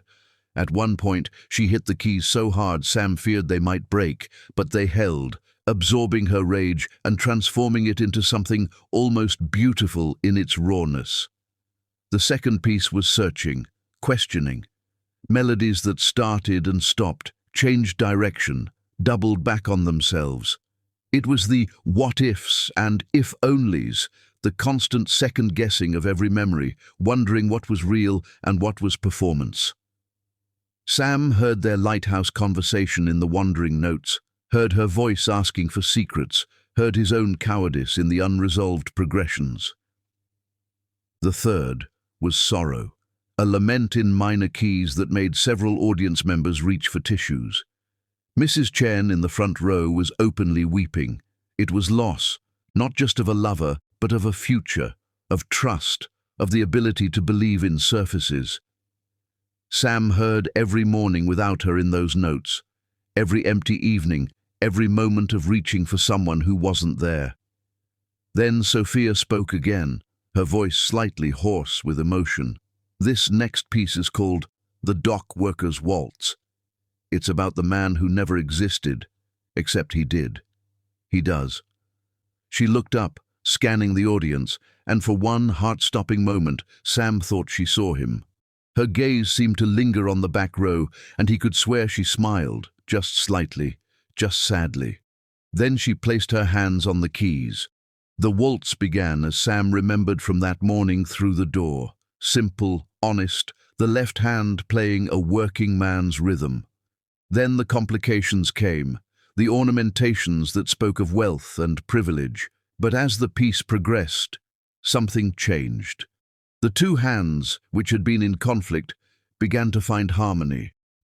Not perfect, there were still dissonances, still questions, but a kind of understanding. The middle section was their story, the lighthouse kiss, a soaring melody, the birthday gift, delicate as pressed flowers, family dinner, warm and complex, every moment transformed into notes. Sam could hear his own voice in the bass line, Sophia's laughter in the treble runs. It was their entire relationship condensed into 7 minutes of music, and it was devastating in its beauty. But it was the ending that broke him. Instead of the unresolved chord she'd been playing for months, he knew because Gabriel had mentioned it. Sophia found resolution. Not a happy ending exactly, it was in a minor key, bittersweet and complex. But it was an ending that suggested acceptance, understanding, maybe even forgiveness. The last note hung in the air like a question answered. The audience erupted in applause, but Sophia held up her hand. "One more," she said, and Sam could see her hands trembling slightly. "I wrote this yesterday. It's called What Remains." She began to play, and this time it was different. This wasn't about the past, but about the present. It was every white rose, every report of Sam working the docks, every bit of town gossip about his transformation. The music spoke of watching from a distance, of a man trying to become real and a woman afraid to hope. He heard Hudson in the steady bass, the old man's constant presence and quiet wisdom. He heard Aurora's motherly concern in the gentle middle register. He heard Gabriel's protective anger in the sharp accidentals. And then, in the middle of the piece, Sophia began to sing. She'd never mentioned she could sing, had never sung for Sam in all their time together. Her voice was untrained but pure, full of emotion that made technique irrelevant. "You gave me roses white as lies, but also white as truth. You gave me love in disguise, but love nonetheless, forsooth.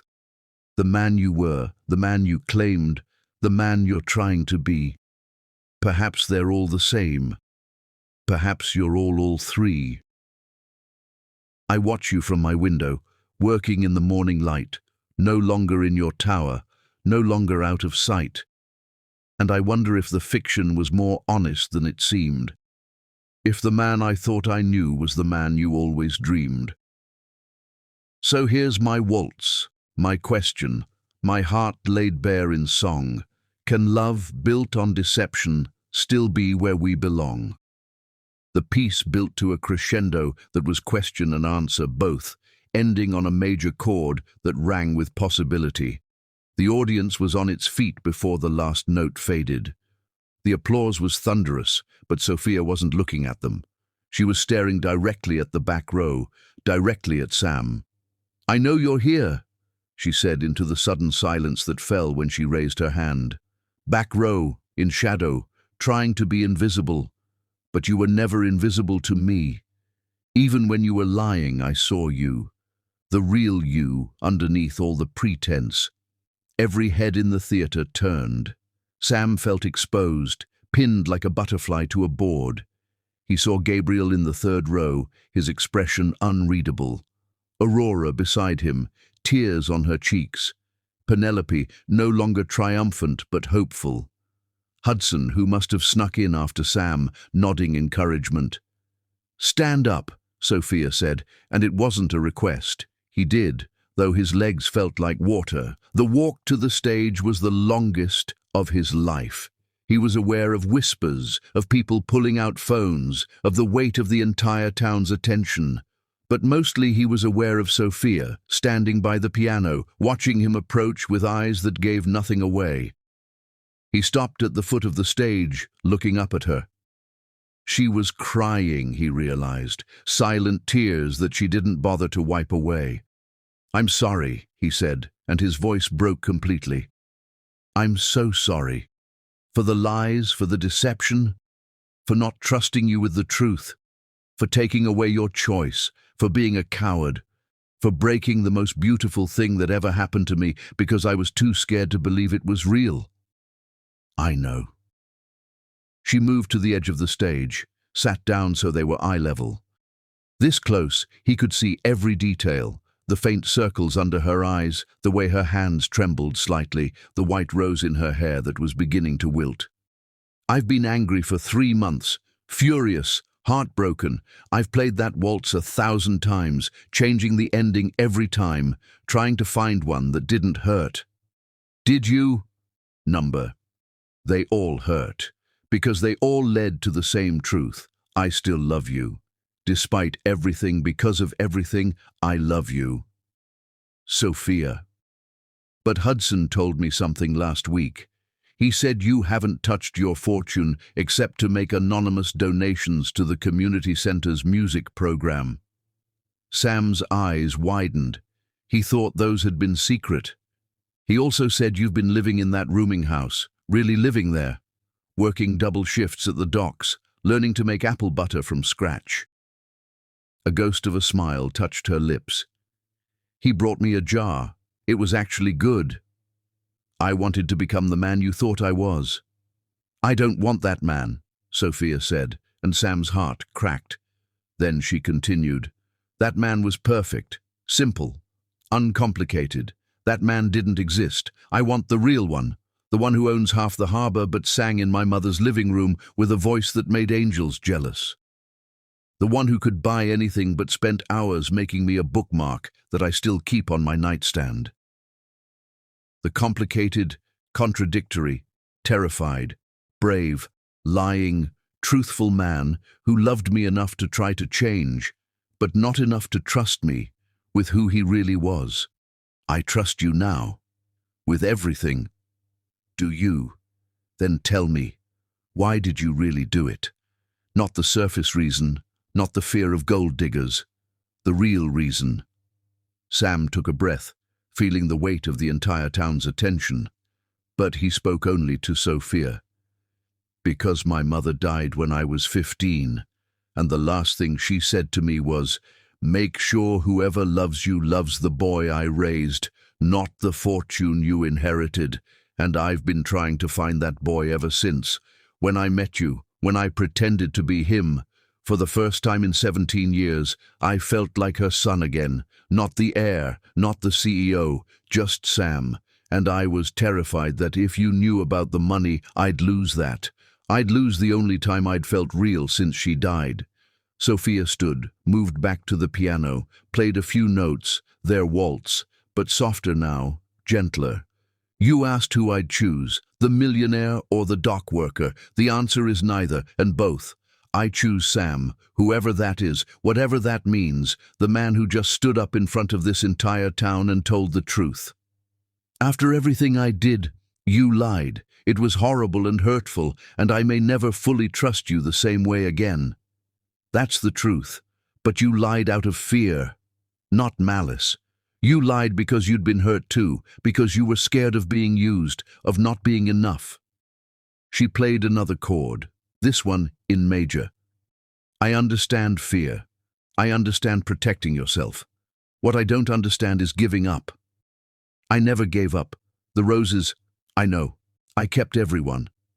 She gestured to the one in her hair. Even when I wanted to hate you, I kept them. Do you know why? Sam shook his head. Because they were real, not the gesture. Gestures can be empty, but the consistency. Every day for 3 months, no matter what. That's not a performance, Sam. That's devotion. Sophia, I'm not finished. She stood from the piano, faced him fully. I'm considering forgiving you. On conditions. Anything. No more lies, ever. About anything. Even small things.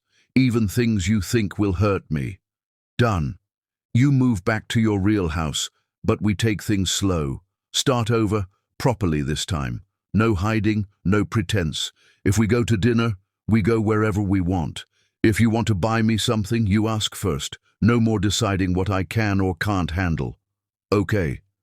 And you sing with me at the spring concert. The real you, not the millionaire, not the dock worker, just Sam. Sophia, she pulled out a card from her pocket, handed it to him. The entire theater held its breath. He opened it with trembling fingers. Sam, I love you. Present tense, all of you. The wealthy man, the worker, the coward, the romantic, the liar who was trying to find truth. You were testing me, but I was testing you too. Testing if you were worth the pain of forgiveness, worth the risk of trying again. You passed. Come home, Not to your mansion or the rooming house, but home to me. All my love, Sophia. P.S. The apple butter was actually good. Hudson let me try it. Your mother would be proud of the man you're becoming, both versions of him. Sam looked up from the card to find Sophia crying, and then he was crying too. And then somehow he was on the stage. He didn't remember climbing up. And they were kissing while the entire theater erupted in applause, and someone, definitely Penelope, shouted, "Finally!" And someone else, probably Hudson, yelled, "About damn time!" They broke apart, laughing and crying simultaneously. Sophia grabbed his hand, turned to the audience. "Ladies and gentlemen," she said, "I'd like you to meet Sam. Just Sam. He's complicated and imperfect, and he makes excellent apple butter. He owns most of the harbor and he works the docks. He's rich in money and poor in trust, but we're working on that." She squeezed his hand. "He's the man I love, in all his contradictions." "Can I say something?" Sam asked. Sophia nodded. Sam faced the audience, his employees, his neighbors, strangers who'd followed the story. "I lied to this woman, and to all of you. I presented myself as something I wasn't because I was afraid of being seen for what I was. But Sophia saw me anyway. She saw through the performance to the person underneath, and she loved him even when she hated me. That's a gift I'll spend the rest of my life trying to deserve." He turned back to Sophia. "I love you. No masks, no pretense, no safety net. Just me, terrified and grateful and completely yours." "Good," she whispered back, "because I have about 30 more pieces to write about you, and I need new material." They kissed again as the curtain fell, and somewhere in the wings, Hudson wiped his eyes and muttered something about young fools and second chances and how love always finds a way. Later, much later, after the reception and the explanations and Gabriel's grudging handshake that turned into an unexpected hug, Sam and Sophia walked along the harbor, not their old harbor. That belonged to the fiction they'd built. This was a new harbor, one where truth lived alongside beauty, where a millionaire could hold hands with a piano teacher and both could be themselves. The moon was full, turning the ocean to molten silver. They stopped at the pier's end, where they'd stood so many times before, but different now. Real now. "So," Sophia said, "tell me about your house, your real house." "It's too big," Sam said honestly. 15 rooms for one person, but it has a music room with perfect acoustics and a view of the ocean." "Sounds perfect for a music school." Sam stopped walking. "Sophia, not yet. We're taking it slow, remember? But someday, when we're ready, when trust is rebuilt and love is steady, I want to turn that ridiculous mansion into something useful. Haven House of Music, remember? I remember everything, every word, every moment, every note of that waltz. Good, because I'm going to keep playing it, but from now on, it resolves properly." They stood at the pier's end, where the ocean met the sky, where truth met fiction and became something new entirely. "Play me something," Sam said. "Something new." Sophia laughed. "I don't have a piano here." "Then sing." And she did, her voice carrying over the water, singing not of loss or betrayal, but of possibility, of love that survives deception, of truth that emerges from lies like crocuses through snow. Sam joined her on the harmony, his voice rough from work and salt air but true. They sang together as the moon rose higher over Belhaven, two voices finding harmony after months of discord. The ocean kept time, three-quarter rhythm like a waltz, like a heartbeat, like love itself, complicated, constant, and absolutely impossibly real. Above them, the lighthouse stood witness to this new beginning, its light sweeping over water and shore alike, no longer hiding anything in shadow. And in that light, Sam and Sophia stood revealed, not perfect, not simple, but honest at last. The waltz played on, but now it had words and harmony and hope. It had a future that neither millionaire nor dockworker could have imagined, but that Sam and Sophia, just themselves, complicated and real, could finally build together. As they walked home, to his mansion that would become their music school, to her apartment that would become their sanctuary, to the life they would create from truth and trust and patient love, Sophia hummed the waltz one more time, but this time it resolved perfectly, every note in its proper place, every chord complete. Epilogue. 1 year later. The Haven House of Music opened on a Tuesday in April because Sophia insisted important things shouldn't wait for convenient days. The mansion had been transformed, walls knocked down to create practice rooms, the ballroom converted into a performance space. The formal dining room now housed a lending library of instruments. But Sam's favorite addition was the small room off the kitchen where Sophia taught her private students, the same room where he'd first heard her play the Dockworkers' Waltz in their home. "Stop hovering," Sophia called from the piano, where Lucy, now 8 and even more precocious, was struggling through a Bach invention. "You're making her nervous." "I'm not hovering," Sam protested, though he was definitely hovering. "I'm observing." "Go observe the dock delivery. The new pianos should be here soon." He kissed her goodbye, still a small miracle being able to do that casually, and headed for the door. On his hand, a simple gold band caught the light. They'd married in winter, a small ceremony at the lighthouse where they'd first kissed. No lies this time, just truth and promises, and Hudson crying openly in the front row. As Sam supervised the piano delivery, 3 new Steinways, donated anonymously, though everyone knew who the donor was, he could hear music spilling from every window of Haven House, scales and arpeggios and mistakes and triumphs, the sound of dreams being nurtured regardless of ability to pay. "You did good, boy," Hudson said, appearing with his characteristic ability to materialize from nowhere. "We did good," Sam corrected. "None of this happens without her." "True enough. She's still composing?"